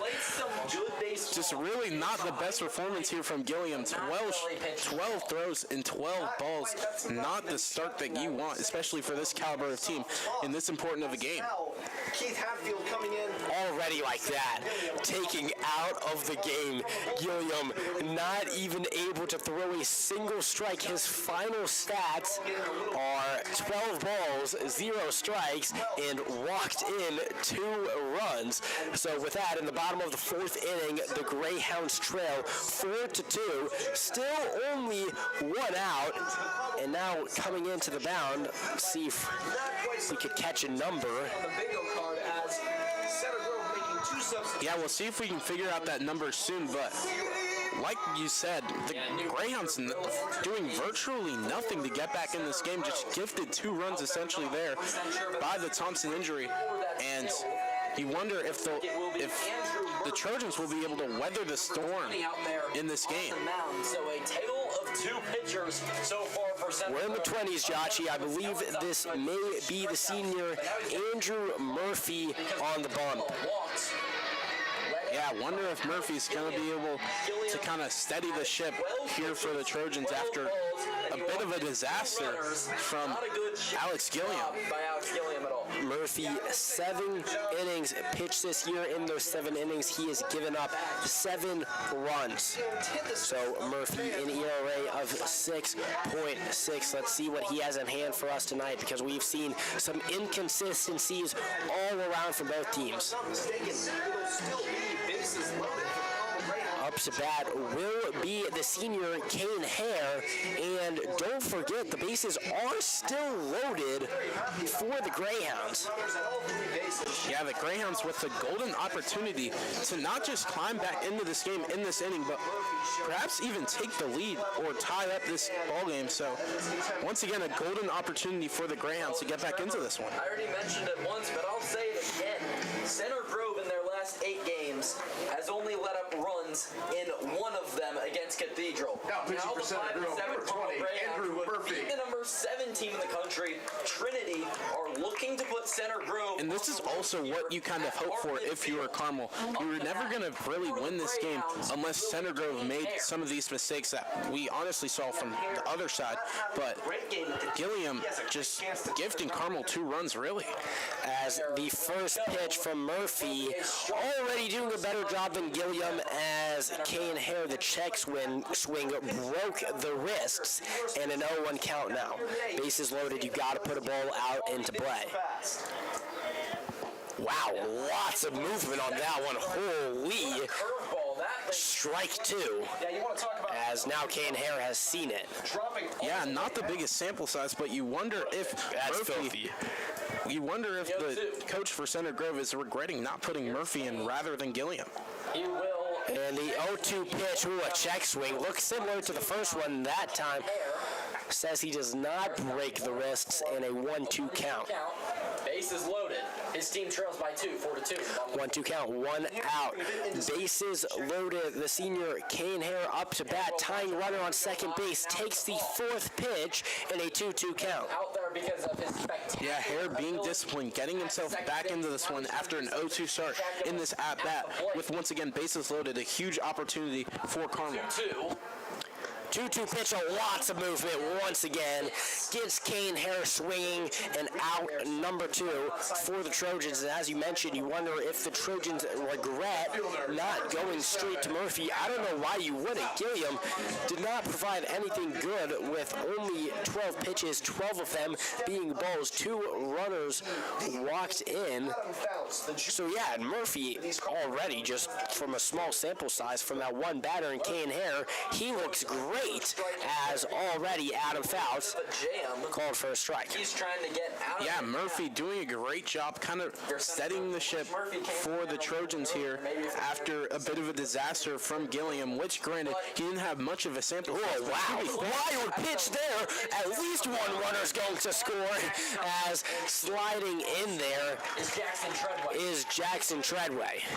Yeah, once again, what we've been talking about, Brendan, the way that the Greyhounds are going to be able to get in this game, with it being now 4-3, is just benefiting off of the Trojans' mistakes. We've already seen it with Gilliam not having the best performance here after stepping in for the initial pitcher, but once again, a wild pitch there gives the Greyhounds a run with Treadway. Yeah, Murphy was doing so well. Treadway, this ball trailing towards the foul of the third base side. It does drop foul, but yeah, Murphy has been doing a spectacular job. That one just looked like it slipped out into the back of the net. Uriman, no chance to get out Treadway, and the Greyhounds now only trail 4-3 in the bottom of the 4th inning. You can't help but want just that. As it is Adam Fouts up to bat with a 1-2 count. 4-3. Yeah, and we'll see if Center Grove can escape this inning almost with a 4-3 lead. Still, a base hit takes the lead. Fouts takes that one on the right shoulder. Bases are back loaded. Holy moly, Joshy. I knew that Kellen Thompson was very valuable for him, but as soon as he had been being perfect, getting 9 out, getting all first 9 batters out, 0 hits, 0 base runners the first 3 innings. The Trojans had a 4-0 lead coming into this 4th inning. Kellen Thompson goes out with an injury. Just like that, the Greyhounds only trail 4-3. Bases loaded. And that one is in for a strike. Yeah, now the Silas Neal up to bat. The 0-1 count for Neal now, but some of these plays that you're seeing, these mistakes that are made by Center Grove are only going to get this Carmel crowd more hyped up and more behind their team, and especially the dugout as well. Neal with 2 outs, the ball trailing towards the left field, and the catch is made by Hudson Stewart and the Trojans, despite giving up 3 runs. Could have been much worse, as the Greyhounds leave the inning with bases loaded. Wow, what an inning though. The Greyhounds now only trailing 4-3, 4 innings into this ball game. Yeah, and the Greyhounds once again just being very disciplined, waiting for Center Grove to make some of these mistakes that they were going to have to make in this game, and closing the deficit from 4-1 in just an inning. But Stewart doing a good job to focus on the catch. Had to backpedal a bit to make it, but he gets them out of the inning. One of the best players for the Center Grove squad. Back out there on the mound is Keegan O'Brien, who has done a solid job and had his best inning in that last inning, which felt like forever ago because of very extensive bottom of the 4th that we just saw from the Greyhounds offensively. 2 pitching changes, 3 runs, several hits, several walks, a hit by pitch. But Keegan O'Brien is back out there, who has given up 4 runs so far in tonight's ball game. Yeah, Brendan, a key thing thing that O'Brien might be very grateful about is the fact that he got a lot of arrests there, like you said, with multiple stoppages in that inning. And O'Brien being able to come back to the mound more fresh than he's been in the game, and going to see if he can continue the dominance that we saw in the previous inning, not allowing a run in the fourth for Center Grove. Yeah, and Joshy, honestly, to correct myself, going back to saying the Greyhounds had several hits, they actually only had one hit, and that was from the leadoff batter, John Sangrilli, who had the single, got the first base runner, but then besides that, it was walks, hit by pitches, wild pitches that got the Greyhounds all three of those runs. But just like that, the Greyhounds are back in it as this ball is whipped deep right center field. One hop at the top of the fence, the ball slowly getting in. Rounding second base is Grant, who gets the double. Yeah, great job by Grant after Center Grove was studying for a long period of time just to hit an absolute take down center field after Carmel had picked up all of that momentum and kind of taking some of it away for Center Grove. What a game we are seeing from the junior Grady Grant, 2 of 3 tonight with a triple and a double, doing it all for the Trojans with the bats. So now Center Grove will send the other Grant to the plate. It'll be Gannon. His older brother coming up to the plate is the senior Gannon Grant, struggling tonight, certainly getting outplayed by his younger brother, which, if they're competitive, that is not what you want to see, because Gannon 0 of 2 tonight with a strikeout and a ground out, but picks himself up, hitting it shallow left field. Third base coach holds the runner, as it was a good job by Adam Fouts playing in, getting the ball in very quickly. Yeah, and it seemed like Gannon Grant might have heard what you said there, Brendan, as he just takes one to left field and does a great job once again getting the Center Grove Trojans in a good position here offensively. Yeah, with that, a great start to the 5th inning for the Trojans with the Grant brothers, a double and a single. Hudson Stewart a chance to bring in the Grant brothers. Stewart takes ball 1. He leads. Yeah, and Stewart's the guy that you want with the runners in these dangerous positions, runner at third and at first. Stewart, one of the best batters here for Center Grove. Wonder if they'll be able to bring him in and get a couple of more runs on the board. O'Brien, this pitch, nice placement as Stewart, an early swing, gets strike 1. You have to wonder when O'Brien's going to be pulling. Runners on corners. Hunter Owen trying to... As I'm surprised Gannon Grant has not tried to steal second. The 1-1 to Stewart. O'Brien fires that pitch in there just a little bit high. Right, maybe a little high. And a 2-1 count. Ball. Yeah, and that one really could have gone either way there, Brendan, but great job by O'Brien in this game. He's had to throw a lot of pitches, and he's done a great job. And this ball jacked right center field for Hudson Stewart over the fence. A 3-run home run, and that is how you respond to a blow-up inning defensively. Just like that, the Trojans get their 4-run lead back with a 3-run home run by Hudson Stewart. Yeah, and that's the danger of facing a team like the Trojans who can really turn around the game at any moment. After Carmel was able to get 3 runs on the board and make the deficit just 1, 3 hits in 3 at-bats, and there were big hits, obviously, with the double, the single, and the home run. And an energetic celebration by the Trojans. Just like that, they went from hanging their heads, giving up 3 runs in the bottom of the 4th, but getting those 3 runs right back as they are feeling more alive than ever. And with that, Jochy, Hudson Stewart, 5 home runs on the season, leads Center Grove in home runs this year. Yeah, and O'Brien now getting subbed off for the Greyhounds.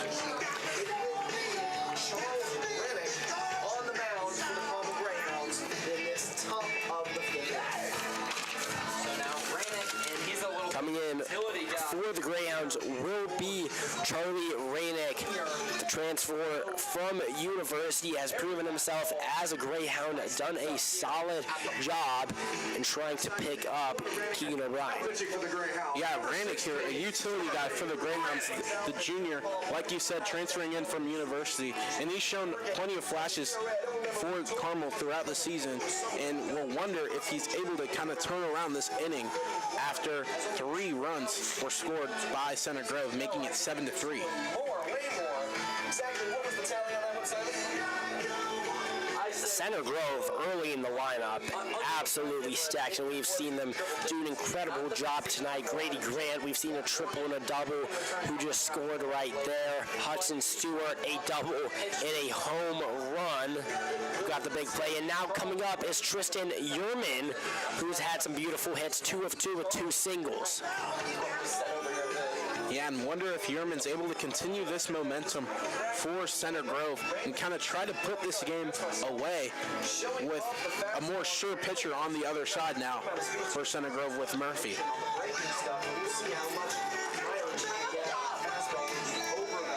Yeah, very unfortunate as the Greyhounds were down 4-3. Bases loaded, bottom of the 4th, and a couple outs got the Trojans out of the inning. And a 3-run home run, 3 batters in, gives the Trojans a 4-run lead right back, and the Greyhounds are in a hole. Yeah, but that's also not to take away from the performance that we saw from Keegan O'Brien. Yes, he did make some mistakes, and he did let up the 3 runs in this inning, but he has been faced with a tall task in this game, going against the #1 team in the states in Center Grove and facing plenty of commits at the plate. So a decent job by him tonight. He will face a righty hitter up to bat. So now up to bat is Tristan Yerman, the senior, 2 of 2 tonight, committed to Indiana Wesleyan University, batting .382 on the season, trying to keep the momentum going from the first 3 Trojans this inning. Taking balls in the dirt from Alex Gilliam. Raegan, first pitch is an outside strike. Maybe a little bit of frustration there for Yerman. Yeah, good job by Raegan there to start off but he had to do a little bit well as the in this inning. Greyhounds were able to put up 3 runs, do it all. Yeah, well, starting off well, he's going to need to be very well if the Greyhounds want a chance, as we talked about. Harris, that ball clipped past his glove, 2 pitches. rolls back into the pit, but no runners on base. A 1-1 count now for Tristan Yerman. Two-seamer, you're talking about. The 1-1 pitch outside. Two-seam fastball in warm-ups. Raegan loving that lefty's batter box. Outside for 2-1. Yeah, the 3 pitches we've seen have been to the right side of the batter of the area. As the 4th pitch, also on that right side of the zone, a 3-1 count. Yeah, needs to try and control himself a bit in this one to try and save this count a bit for the Greyhounds. Raegan, the 3-1 pitch. This one high, fouled off, far over the Trojans' dugout. So now a full count here for Huge moment here, a full count for Center Grove with just 0 outs on the board. Big moment for Raegan immediately. Three-run homer, get some more guys on the base paths and put Carmel to bed for good, and it's up to Rank to stop it. Raegan, the full count pitch, low, and what do you know, right, and a walk gets Tristan Yerman on to first base as the Trojans lead 7-3 in the top of the 5th. 0 outs and a runner on first base. Yeah, Yerman staying perfect at the box. 2 singles previously in this game and getting walked onto the base there for Center Grove. Coming in just a few minutes or so, around 8 to 8:30. Now as summer quickly approaches in late April to early May region. But for now, Carmel will have to quell the... Another pitch far outside as Tracy takes ball 1. Joel Tracy in the 7 hole here for for center. Yeah, and that's the most wild pitch we've seen so far from Raegan. All of them being in that same spot to the right of the zone. And that one was well to the right of the zone. The sun certainly setting, but peeked through a couple of clouds as this ball is towards left field. A nice catch by Fouts, sliding, gets the ball in, gets the first out of the inning, and holds Yerman at first base. As I got excited about the sun popping out, but just in the time Fouts getting it out, the sun is once again covered by a cloud. Yeah, great job by Fouts. A pretty good hit there from Tracy out to left field, but Fouts able to make the sliding catch, make it look easy, and get an out for the Greyhounds. Might be the one who's a little bit upset. He's trying to put up his second homer of the year with a little bit of anger. One out, Yerman on first base, now up to bat is Alex Gilliam. That one outside. This ball, a passed ball past Jackson Harris, and Yerman able to jog his way towards second base. Number 27. Yeah, once again, an instance where we see one of these balls get past Jackson Harris, and Raegan needs to get a bit more control on some of these pitches. The dirt seemed to follow as now the Center Grove Trojans get the advantage off of it now with a runner in scoring position. 1-0 count. Raegan looking back at Yerman. Yerman bouncing around.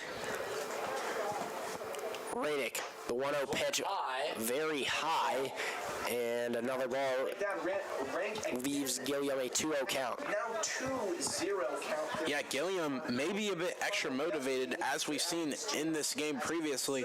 Him coming on, not having the best performance, wants to make it up to his team a bit, and he's already had one single in this game. Yerman cannot be helping at second base as every time Raegan looks back there, Yerman's just messing with him, bouncing around, Able to frame it to that keeping Raegan on his toes and focused on Yerman. to Alex Gilliam. One out. Yeah, Raegan once again looking back at him, not being able to focus as much on Gilliam as he may want to. Harris shifted over as this ball is popped off. Beam calling it aggressively, makes a catch as Yerman never left second base. Here for the Greyhounds in the top of the. So 2 outs now after Alex Gilliam pop up.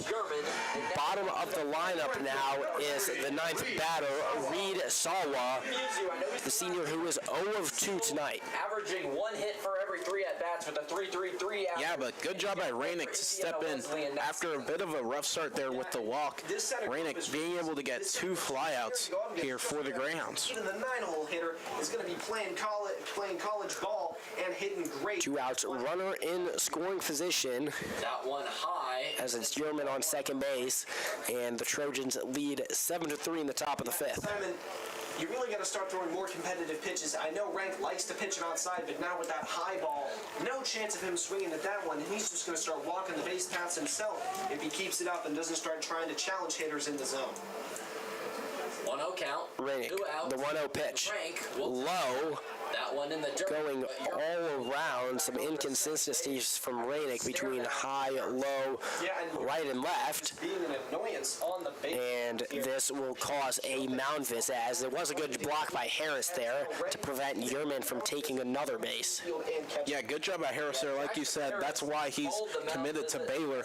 But it looks like they're going to have a meeting here between the infield for Carmel. But Raegan trying to get a bit more control on some of these balls. Like you said, trying to make them competitive and make the Center Grove players at least think about swinging at some of these. Seems almost deceptively simple. Just, hit your spots and find the zone. Seems pretty easy, no? But apparently not, as now Rank is down 2-0 in this count. And just like that, Reed Sawa in a perfect hitter's count with 2 outs. So Sawa stepping back into the box after the brief mound visit. There's a 2-0 count, 2 outs. Yerman, the base runner, on second. We're 14-1 in the 5. And the Greyhounds are trying to get out of this inning. Once again, Raegan looking back at Yerman at second base. Will be another ball. No, that one was. Yeah, Raegan's done a solid job. You always want to give the runner a look. But it will be yet to throw it, but yeah, with 2 outs, the focus is most definitely the batter in Reed Sawa. Harris was at play. 2-1 count. Huge chance for Raegan to close off this inning for the Greyhounds without any further damage that's already been done. Raegan, this pitch low. Sawa takes another ball, a 3-1 count now. The junior Charlie Raegan struggling to find the zone. Potentially leaving first and second with 2 outs here in this top of the 5th. Well, we've talked about it all night. Pitching is not the strong suit for this Carmel Greyhounds, but they're going to have to do something. 3-1 pitch high, ball 4, walks a runner, now runners on first and second, not much hurt if you're able to get out of it. Now a force at all bags with 2 outs. So I don't hate it. The fact that it's Reed Sawa, who was 0 of 2 tonight, and not one of their strongest batters, that's someone that you most definitely want to get out, but not a whole lot hurt as Drake McClurg is up to bat 0 of 3 tonight. Now there's a force out at all 3 bags. Top 10 team in the country. He also plays receiver in McClurg in a game a couple seasons back. But you can't be confident with McClurg coming up to bat, considering he's a 341 average committed to Texas A&M for baseball. Takes a strike as now his nemesis Keegan O'Brien. 0-1 count as the first pitch was a strike by Charlie Raegan. Against McClurg, as McClurg is quickly down in the count. Yeah, not to mention McClurg also a wide receiver for the Center Grove football team, so definitely a multi-sport athlete. Also on the basketball team, Drake McClurg really does it all for Center Grove.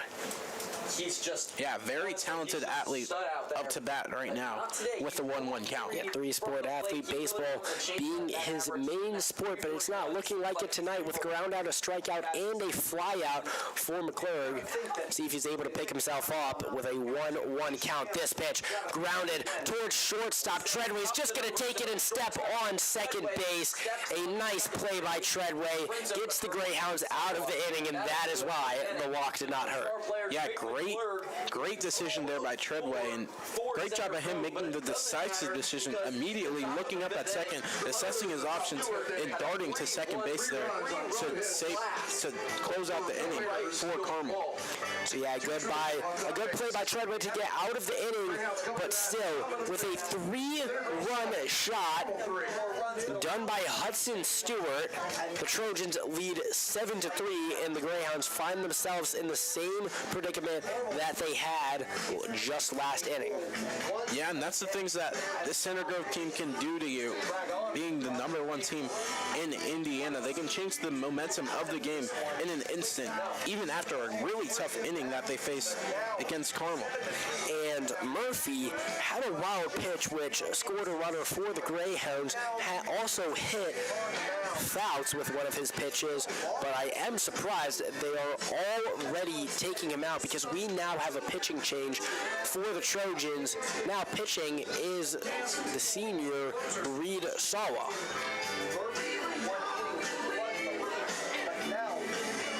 Yeah, we'll see what oh, wait, is that Sawa? It looks like #2, so that's going to be Eric McAtee for the Trojans up to pitch. Like you said, interesting decision by the Center Grove head coach, but it looks like that's what they're going to roll with.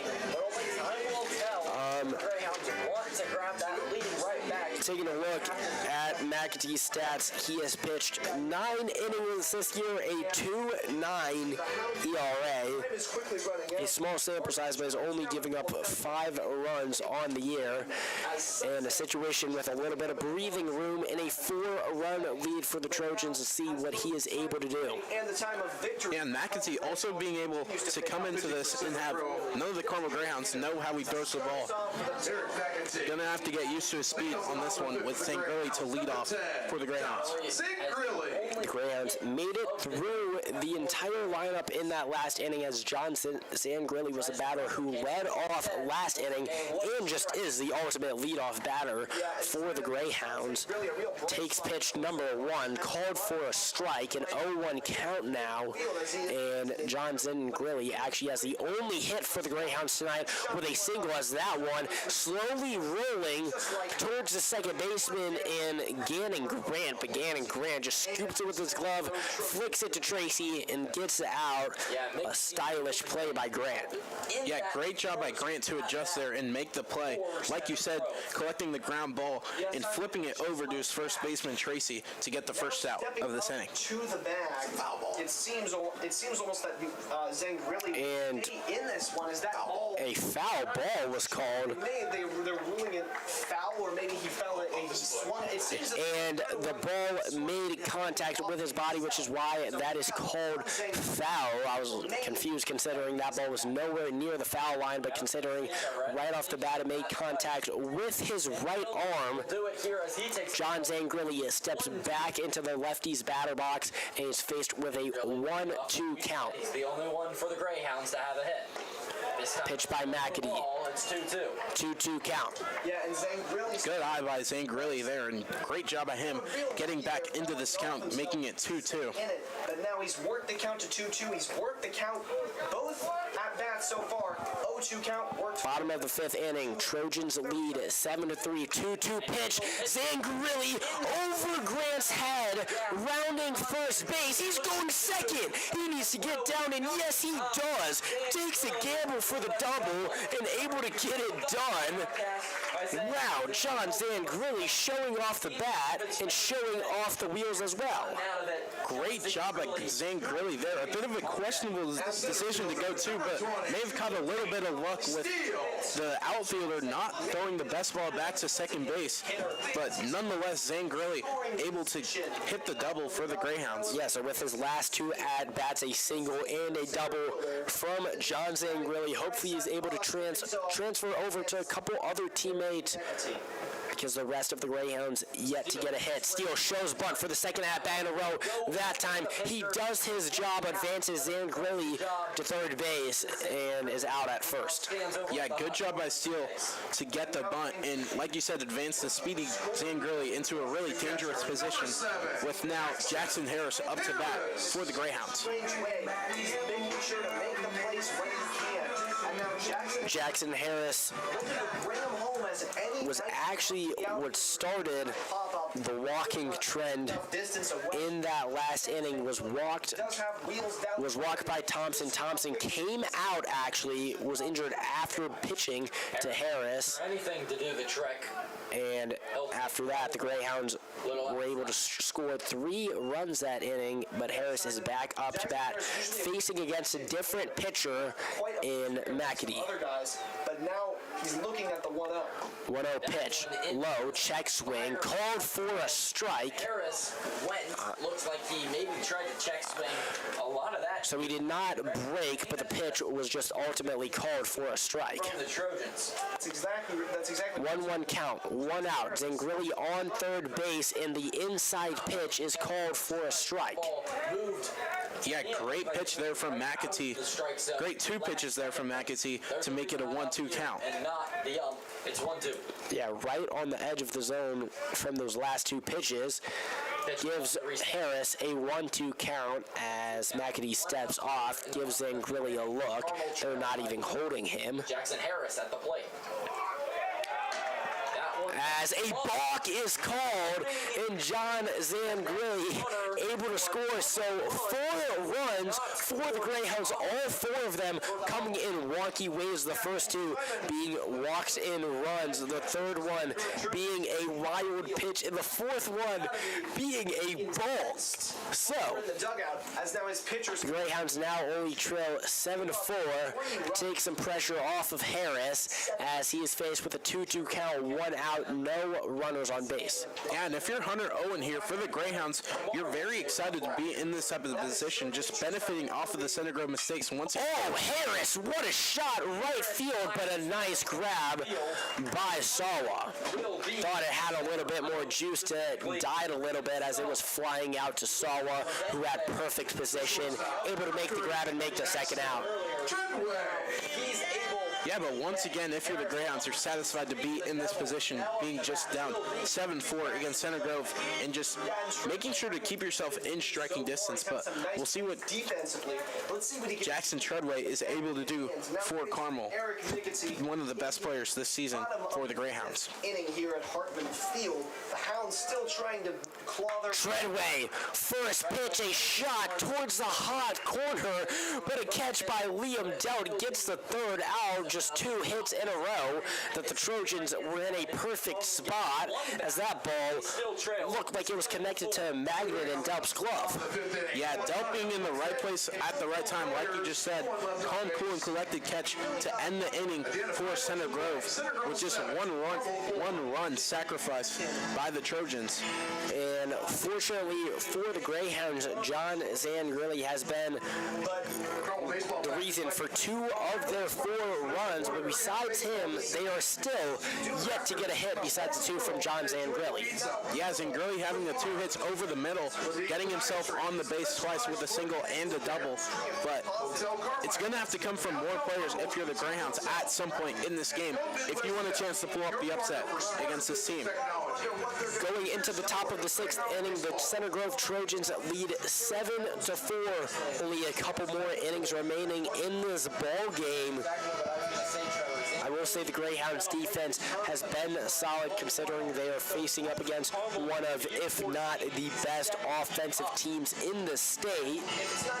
But it's going to need to be almost perfect from here on out.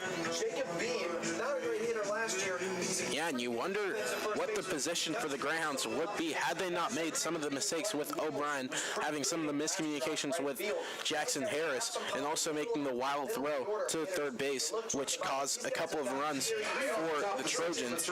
But nonetheless, the Greyhounds happy to be in this position and in striking distance. But the time is now, like you said, Brendan. The Greyhounds need to lock in a bit.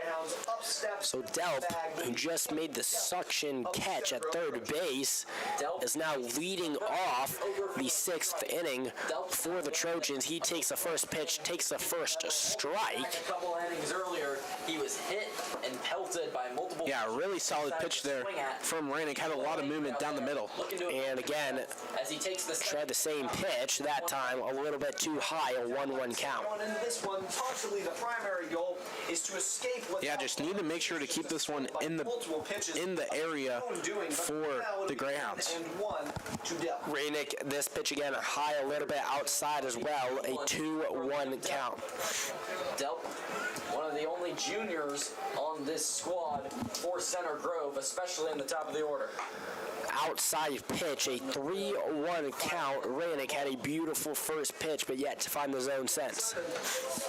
Yeah, and Delp has had a great season as well for the Trojans, having a .425 batting average and 17 hits on the season, being the Michigan commit for Center Grove. Yeah, leads the team in the hits actually, but yet to get one tonight. But able to get a walk there, despite being 0 of 2. He makes his way towards first base with a walk. And an early mound visit this inning for Charlie Raegan. It looks like we will make a pitching change. Owen making a change.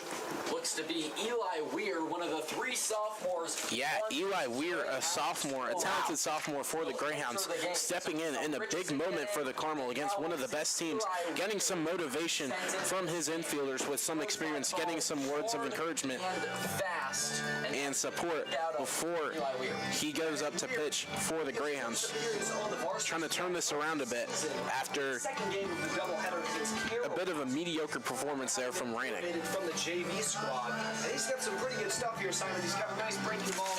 He's got a good fastball, as you need to have at this Now pitching for the Greyhounds, number 21, Eli Weir. Trying to stem the bleeding for the Hounds and make sure that he can keep the Center Grove Trojans scoreless. But that is a tall task for any pitcher, let alone a guy who is eligible. So Eli Weir, the sophomore, put in a tough position coming in against the number 1 team in the state. The Greyhounds trail 7-4, so they are most definitely in it, and now we're relying on a young kid to help get them out of this inning and give the Greyhounds a chance in this ball game. Yeah, really really tough ask for Eli Weir, and he's against some tough competition, as we've already seen and said multiple times on this broadcast. But a lot of these Center Grove Trojans are just commits to really top-tier schools for baseball, and it's going to be a tough assignment for Eli Weir. Weir, a situation he has never been in before, a little bit of different competition that he has faced, but this could be a decent advantage for the Greyhounds with some speed changes, with some overall just different pitcher going from Raegan to Eli Weir. Weir fastball maxing out at 79 miles per hour today. He's got a triple and a double. in comparison to Raegan, who's coming in mid to high 80s. Weir taking a long time to get this first pitch. 0 outs, runner on first base. Before throwing his first pitch tonight, he throws over to first base. For Eli Weir to throw his first pitch. Yeah, Weir making Delp conscious that Weir has an eye on him on that first base. First pitch for Weir, just high, called ball one. Yeah, close pitch for Weir there. It was painting the outside of the zone, but overall, not a bad start for the sophomore. Grant, a formidable hitter and a great player in this one, so he'll likely have to be pitching around him. The 1-0 pitch, right down the middle, called for strike one. Movement on that. Grady Grant watches it right down the middle. Looked as if it curved over. Yeah, and that one had a bit of movement against Grady Grant. Yeah, he's got Weir doing a good job getting the first strike on the board and making the count 1-1. perhaps more of a two-seamer as it breaks down and away. Grant, terrific at bat tonight with a triple and a double. Turns on that pitch, fouled off down the first base side. 1-2 count put on Grant. And Harris, you got to start getting ready after that one.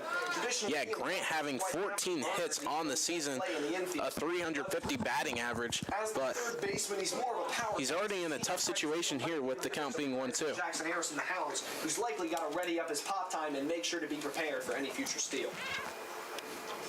Weir, the 1-2. This pitch, This one flying out to right center field. Grant, field for out number. his hit is caught by the center fielder, Nate Steele. Nate Steele out there for out there in center field, something that we have seen rarely this year due to Max Walkie's hamstring injury. He'll be back in just over a week, but until then, Nate Steele looking to be the center fielder. Yeah, nonetheless, Nate Steele doing a good job to make sure to make that easy fly catch, and a good start for Eli Weir Greyhounds trail at the mound. On first is Delp. Throws back to first again. Liam Delp Really wants to get that runner. makes it back to first. Yeah, you're exactly right, Simon. He seems real uncomfortable with Delp over at Now, first base. coming up to bat is Gannon Grant, trying to pick up his brother Grady, who flew out, and oh my gosh, that one was actually close. Weir, super focused on Delp at first, really trying to get him out, but actually, third time was almost the charm as he had a decent shot at him.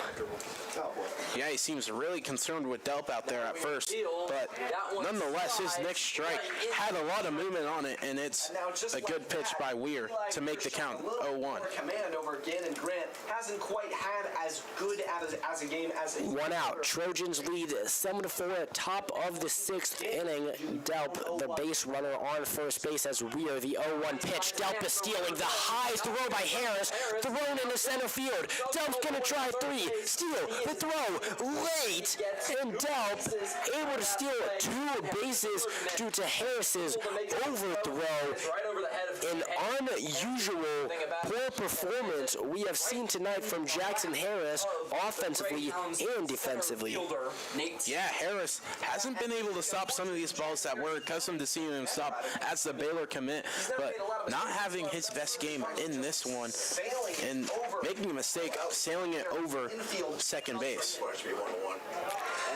Weir, despite throwing back to first base 3 times trying to get Delp, able to steal second and then make his way over third due to the overthrow, getting him his 3rd and 4th stolen bases of the year. A little bit outside.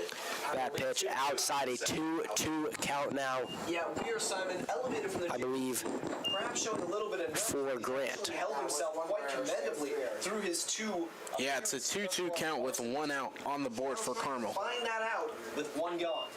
This pitch inside, swung on, fouled into himself, going to need to take a second, as we have seen several foul balls Gannon Grant. hit the batter. Field quickly turning into a Yeah, once again, we're seeing it now with Gannon Grant, the very talented batter for Center Grove. 406 average on the year, 13 hits, 17 runs batted in, but he seems to be in some pain on this one, but it looks like he's going to be okay. at bat. Yeah, it's incredible how often we've seen that. There's got to be a name for it. If not, we have to come up with one, because I've not seen batters hit themselves on a foul ball so many times in one game. At top, of the 6th inning. Pitch by Weir, lots of movement, but a shot right up the middle is going to score Delp, and Gannon Grant walks his way towards a single, and now the Trojans doubling up the Greyhounds as they lead 8-4. Gone by Gannon Grant. Yeah, great hit by Gannon Grant to get Delp back into the base and get the extra run for Center Grove. Now, with the score now being 8-4. Home base. Great shot there against Gannon, his 2nd single of tonight. Homer his last time up.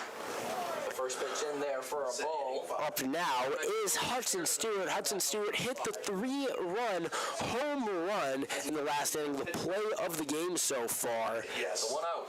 Chance to keep his momentum going, because he has been spectacular tonight as he takes a hard cut, Hudson Stewart. but early on it, and strike number 2.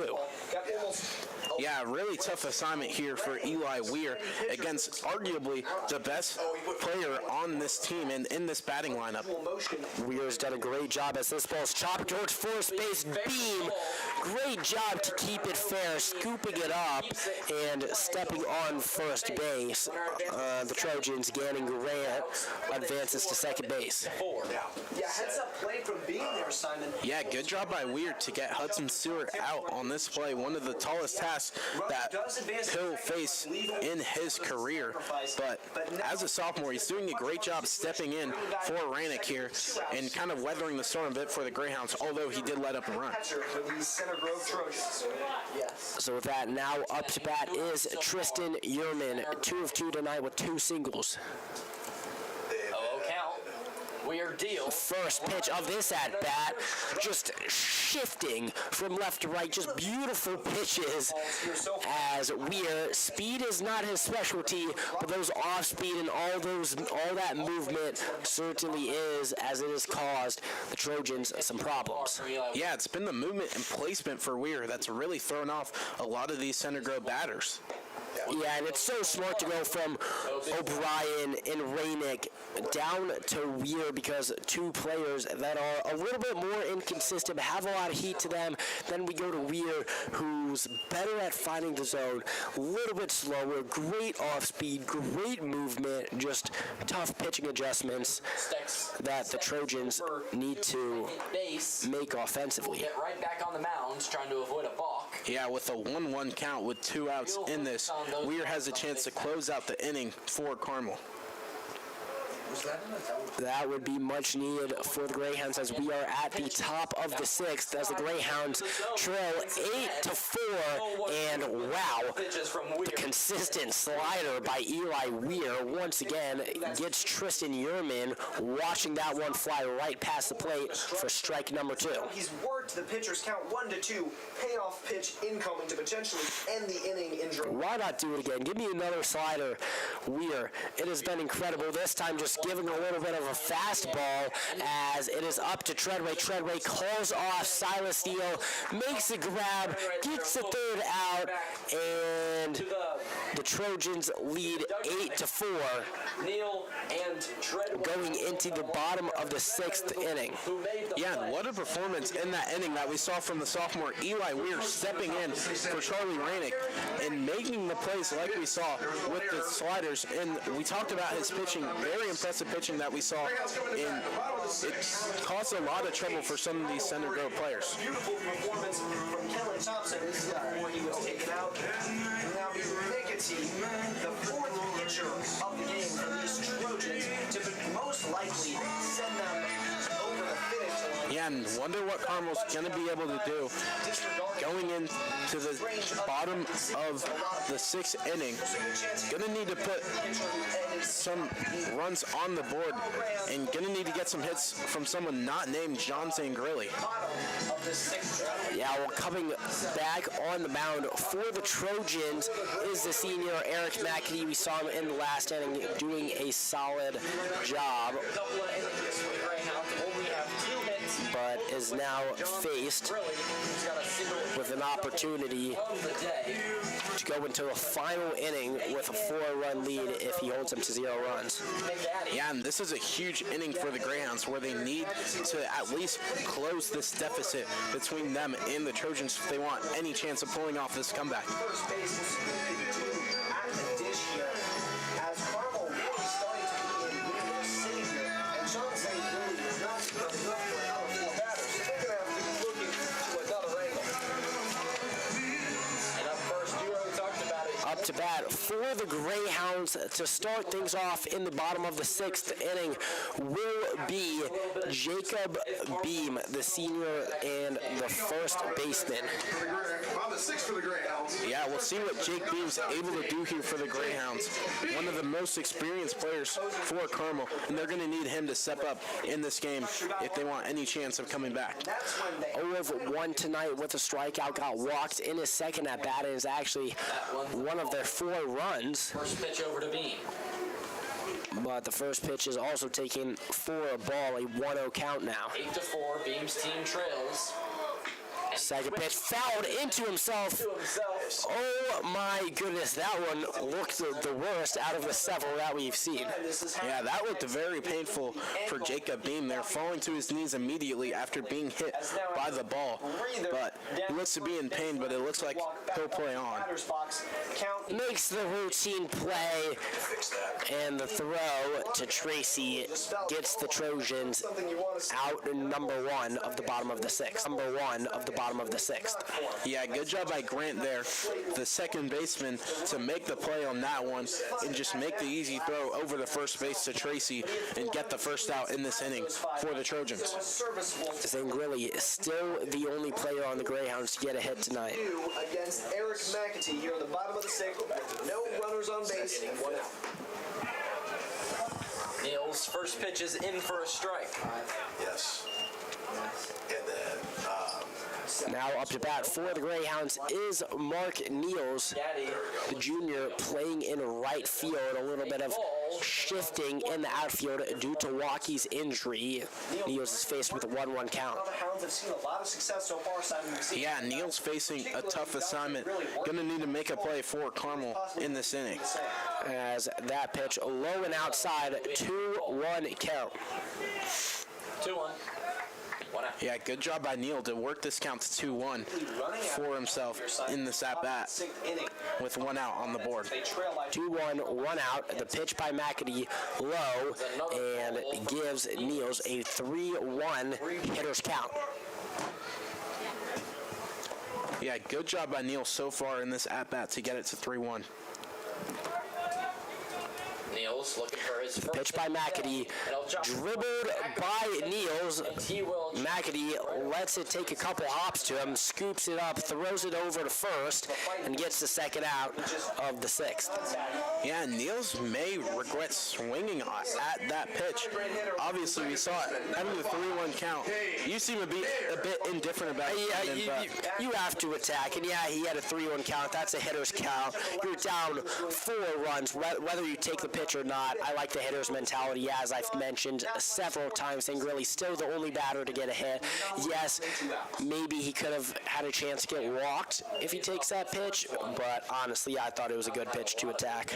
Yeah, that's true, but nonetheless, like you said, we're going to have to see another Greyhound make a play outside of John Sangrilli offensively. Hare turns on it, Third base, but it will. down the third base foul line over to the Greyhounds bullpen. See that from Kane Hare. You could tell from his swing. That was a 1-1 count, 2 outs. Kane Hare is faced by Eric McAdee with no runners on base. Trojans lead 8-4 in the bottom of the 6th. We'll see if he can catch up. That one's a ball. Ball outside, 2-1 count. The Greyhounds are going to need a miracle. Yeah, we'll see if Hare's able to catch up to the speed of McAtee a bit here. We saw it a bit with that confident swing like that we saw go foul down the left side. 2-1 for Hare. Hare watches another pitch, that one at his feet, 3-1 count. Similar to the last at bat, Simon. 3-1 once again. That ended in a ground. Hare 0 of 2 tonight. Is able to fare. Yeah, and once again, we're seeing a 3-1 count faced by McAtee, again with Hare here. The 3-1. Pitcher's count. Oh, 3-1 pitch, or, well, 3-1 almost pitch. McAdee stumbles, and it's a balk. Kane Hare able to walk his way over to first base, as that was unusual by McAtee, as he must have slipped.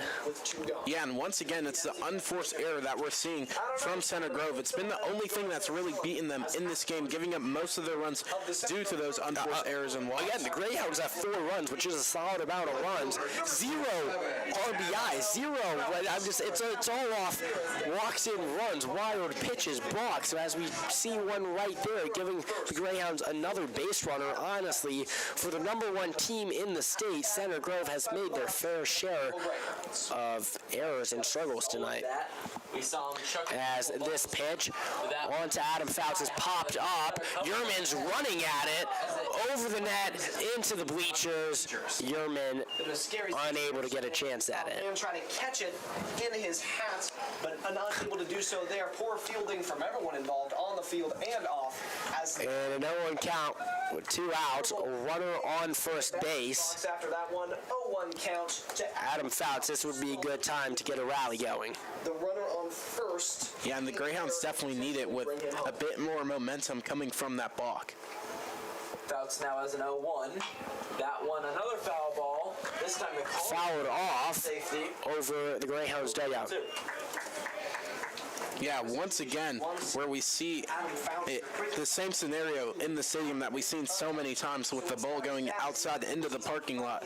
But nonetheless, an 0-2 count and a big opportunity here for McAtee to close off this inning and make the comeback near impossible for the Greyhounds. And with that, strike 3, third out. Center Grove Trojans lead 8-4 going into the final inning of this ball game. Top of the 7th. Yeah, great pitching there from McAtee outside of the balk, obviously. Center Grove leads 8-4 with a huge advantage going into this final inning. And we'll see what they're able to do if they have any say about it here defensively. He's been the sole spark on offense. And with so many talented batters, you just wonder how the Greyhounds are really going to be able to do it, because a lot of these Center Grove players, like we mentioned, have insane batting average, insane numbers on the season with hits and RBIs, and obviously are insane commits with some of their rewards. We're back. As now, we apologize for the audio cutting out, but we are now back. The Center Grove Trojans lead 8-4 going into the final inning, the top of the 7th inning. As on the mound, who is this, Josh? To finish it off, have a pitching change for the Greyhounds. That I can really think of is maybe Coach Owen. As I believe it is Luke Ryan. pitching for the Greyhounds, number 8. Yeah, once again, a pitching change that we're seeing from Carmel here, with Luke Bryant stepping onto the mound after Eli Weir put in a pretty good performance, but it looks like wanting a different closer is Robert Owen for the Greyhounds, and we'll see what he's able to do here. Honestly, Eli Weir did a very good job, but going with a more trustworthy junior makes a little bit more sense against the #1 team in the state. Yeah, trying to close out this inning with any further damage and keep this deficit at 4 runs. Proud of himself. As now up to bat for the Center Grove Trojans from the right side of the batter's box. It will be number 15, Joel. Leading off the top of the 7th for the Trojans. Coming up for the Trojans is Joel Tracy. Tracy, 1 of 3 tonight. Luke Bryant in his first Only time on base was from a bunt Trying to make it that two. was airmailed by O'Brien towards third base. It's inside. Yeah, and we'll see what he's able to do and try and close out this game for Center Grove. The top of the 7th inning. The pitch from Bryant. This pitch swung on early. Tracy fouled it off over towards the Greyhounds dugout. Tracy gonna have to adjust. 1-1 count.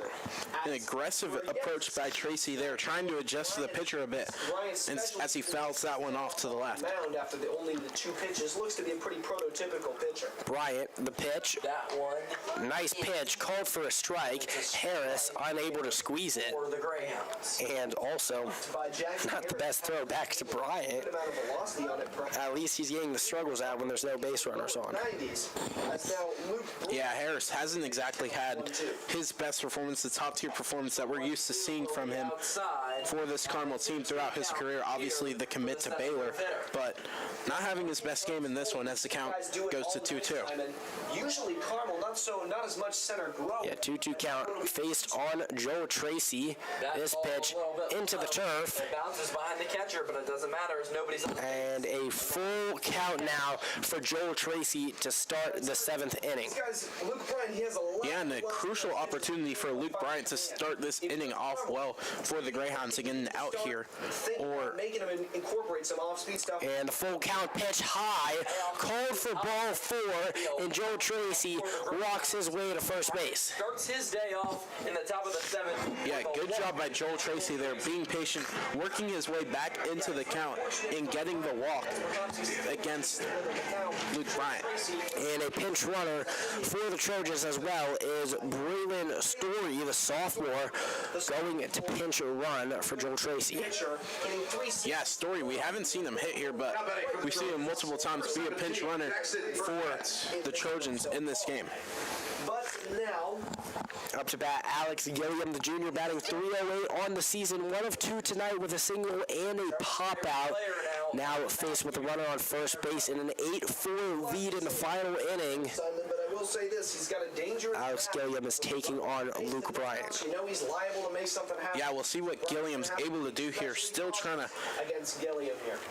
make repairs for a bit of a disastrous inning. Right pitch. Pitching-wise. Right, oh, what a shot by Harris. The pitch was low. Harris blocks it, gets on his feet, makes the throw to second base. The tag is down by Hare and gets the runner out. So as soon as Braylon Story comes in there, tries to steal second, it does not work out for him, and he gets hosed by the Baylor commit Harris. Yeah, and those are the types of plays that we are accustomed to seeing from Jackson Harris. We've seen a lot throughout his Carmel career, and making a good play to get the runner out at second. And this ball by Gilliam towards right field. Hare tries to dive over. The ball is foul, but Hare had a decent chance at catching that one. Would have been incredible. Yeah, close catch for Hare, but you wonder if he's going to feel that later diving onto the turf. But nonetheless, good start on this one as the count goes to 1-1. Yeah, I'm not sure if any camera angle would have caught it, but the ball was just foul towards shallow-ish right field, and Hare made his way over from second base. Superman dove, but was a foot away. Now, Gilliam back into the box. 1-1 count. Bryant, the pitch high, dropping down a little bit, but dropping too late as it is a high ball 2. 2-1 here. Pitched a little 2-1 count now here for Bryant. Has to try and get back into this one. 8-4. Center Grove. 2-1. Pitch low, called for low, just below the zone right there, as low has been a common spot for Bryant. Yeah, Bryant has to try and adjust and get a bit more control on some of these pitches. Bryant, this pitch clipping the zone, full count. Yeah, once again, Bryant finding himself at a full count. Big opportunity here to start off with 2 outs for the Greyhounds and close out this inning a bit earlier. The deficit at 4. Gilliam swings. And this hit to Treadway. Treadway scoops it, throws to first.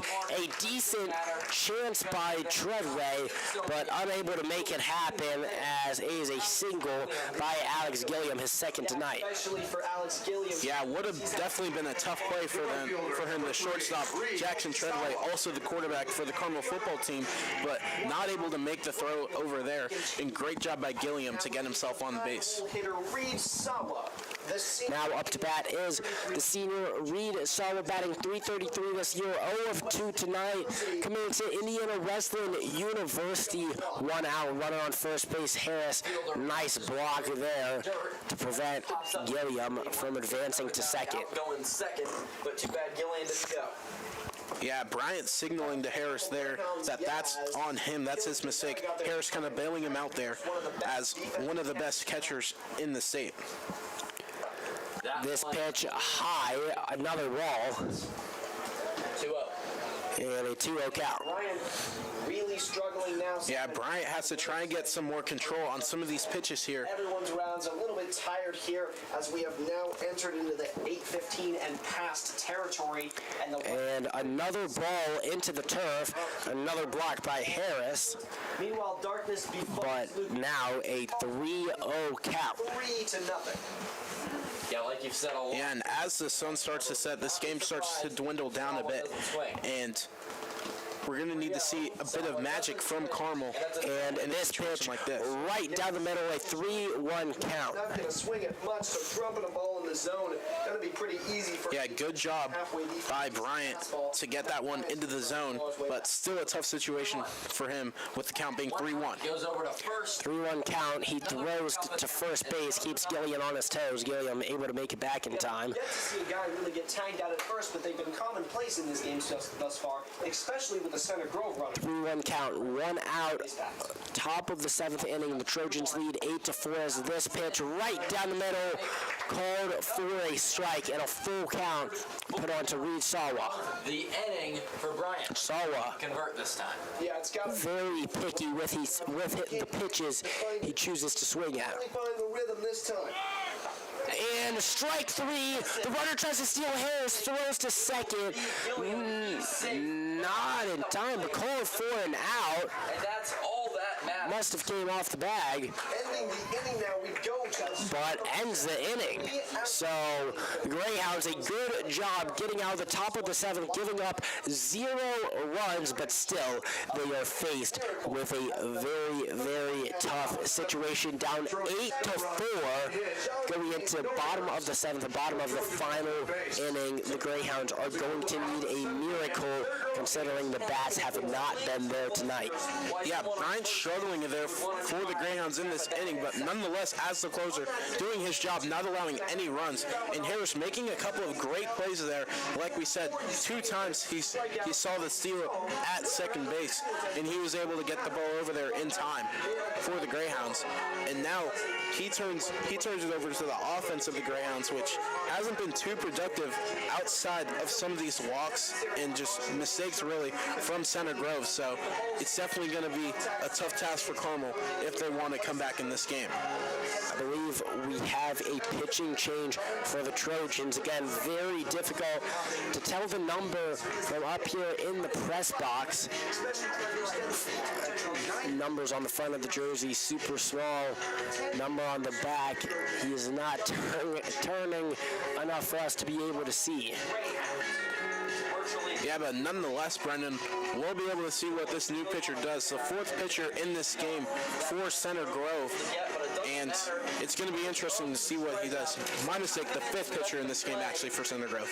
As the Greyhounds trail 4-8, but only have I don't want to make assumptions until we know for sure, but it might be Brody Tilton, considering Tilting someone that they've thrown in a couple times tonight. That number looks like it may be a 9. Now pitching for the Trojans, number 6, Grady Grant. Never mind. Instead of the 9, it is a 6. Grady Grant, a much more familiar pitcher for the Trojans, put on the mound tonight. Get into scoring position and set himself. Yeah, we've seen him make a couple of plays offensively as well, and now defensively, he's going to try and do it himself and finish off this game for Center Grove at the mound. Up to bat for the Greyhounds is Silas Neal. the number 1 team in the state of Indiana, the Center Grove Trojans. Silas Neal, the 9th batter in the lineup. On deck is John Zangrilli, the only batter on the Greyhounds. Get a hit tonight as Neal fouls that into himself. Starting that at-bat off great, but Zangrilli, the only batter to get a hit for the Greyhounds. He has 2 of them with a single and a double. convening to have a conversation seems as But though every single batter is going to matter right now as Neal steps out of the box due to hitting himself in the foul ball, and then the field ump walks over towards the Greyhounds dugout, points at them, might actually be pointing at a fan. Yes, I believe it is, as there is a fan causing commotion.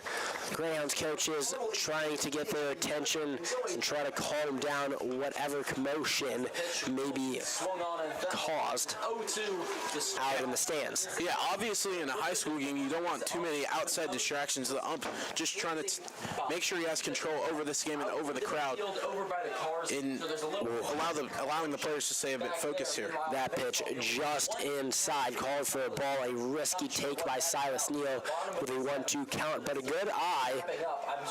Silas Neal staying alive as this pitch, lots of movement behind. something worth their while. Unfortunately, Yeah, Neal doing a good job to get to a 2-2 count and make it a doable for now, the 2-2 is count here now to try and get a walk or give himself a bit more freedom. This pitch in, oh wow, cold strike 3. Neal drops his hips back, most likely dodging the pitch, but it is called strike 3, a very tough strike 3 called in the bottom of the 7th inning, down by 4 against the number 1 team in the state, the Greyhounds, fighting for a miracle victory, but that call not helping them as Silas Neal strikes out his second backwards K tonight. Yeah, and that was a very questionable call. Like you said, Brendan, from the umpire, we've seen a couple of questionable calls from the umpire in this game, but nonetheless, you have to respect the call, and you have to move on to Zangrilli now, who's up to bat for the Greyhounds. Zangrilli, that time the pitch inside, right by his belt, called a ball, 2-0 count. The 2-0 to Zangrilli. Zangrilli rips it towards the grounder, towards the first baseman, flipped over to Grant. Grant makes the play at first. out here at Harper Field. 2 outs. The Greyhounds trail by 4 runs. Coming up to bat is Nate Steele, the senior, 0 of 2 tonight with a pop-up, a strikeout in his last at-bat. He actually had a sac bunt for Zangrilli, To keep the Greyhounds but a very tough situation for Nate Steele in the final inning, down 4 runs, 2 outs, no runners on base as he takes strike number 1. and again a questionable. Yeah, another questionable call. That one looked a bit to the right of the zone there, but nonetheless, 0-1 count for the Greyhounds, and that one was well to the right of the zone. Yeah, that time no question there.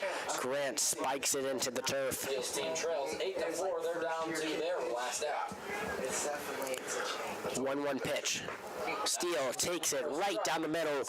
1-2 count. Again, the Greyhounds are faced with a very tall task, but I promise they will not get it done. Leaving the bat on the shoulder. So if you're going to go down swinging. Nate Steele, that's what he does, as he fouls that ball off. A very late swing as that ball broke at the last second. Yeah, Steele keeping himself alive in this at-bat.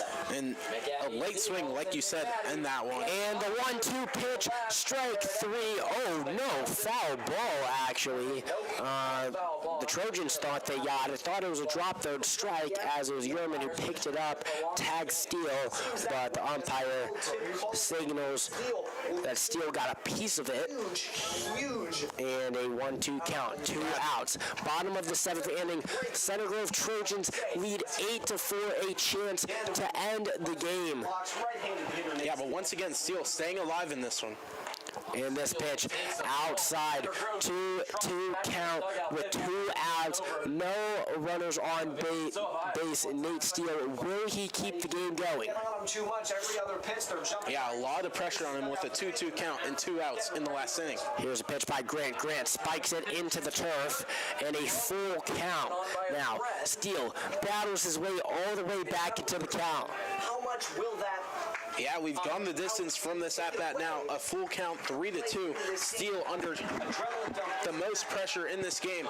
The full count pitch. Steele, ball trailing towards right field, just foul by about 6 or 7 yards, and Steele stays alive.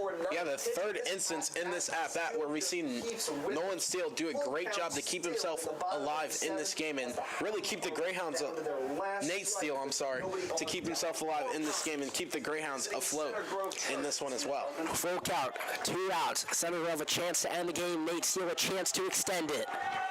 The pitch, chopping towards third base. The ball bounced off his chest. Steele makes it to first in time as Delp made the mistake by missing his glove into his chest, but had a strong shot to Tracy, but not in time as Nate Steele keeps the game alive. Yeah, what an at-bat that was by Nate Steele that we just saw. Doing a great job to keep himself alive with multiple fouls and keeping the Greyhounds alive in this game. And now up to the plate goes Jackson Harris. Jackson Harris 0-2 tonight with a strikeout and a line out, but with a runner on first base, down 4 runs at the bottom of the 7th inning. See what he has in hand for us. Game on the line, 1-0 count, 2 outs. The pitch by Grant, high and outside, a 2-0 count. The Greyhounds are not out of it. Yeah, and all that pressure that was just previously on Steele just transfers over to Jackson Harris, and some of the pressure also begins to build on the pitcher for Center Grove. 3-0 now as 3 consecutive balls by Grant gives Harris a 3-0 count. Yeah, Grant, the crowd getting into it every pitch now, maybe getting a bit into his head. Multiple balls in a row. 3-0 count on Harris. Harris leaves the bat on his shoulder, takes ball number 4, and runners on first and second base, as now up to bat is Jackson Treadway. Treadway doing a great job staying disciplined on that one.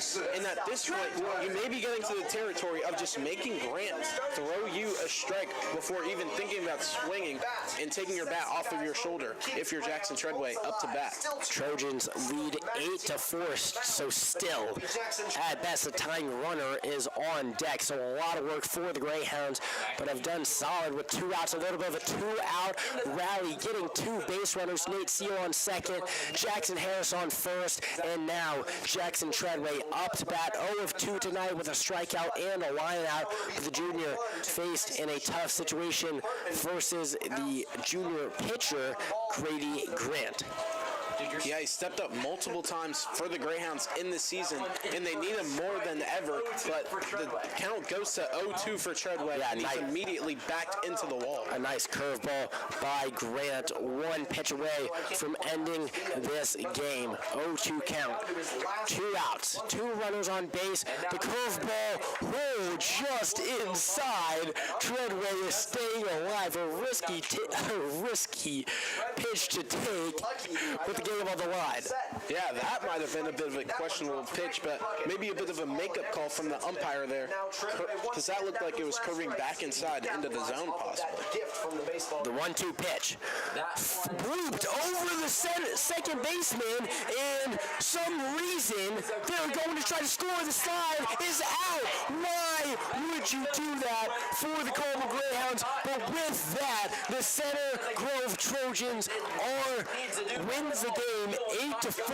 I am still so surprised that Nate Steele decided to do that, because 2 outs last inning, literally no reason, because after that, coming up to bat would have been Jake Beam, who would have been the tying runner. So a very interesting decision by Steele. But with that being said, it still would have been a very tough situation for the Greyhounds. But with that, the number 1 team in Indiana able to defeat the Carmel Greyhounds 8-4. I've been Brendan Melby alongside Jackie and Rafa. Thanks for tuning in. And don't go anywhere, because up next we'll have minor and sword relations to play us off.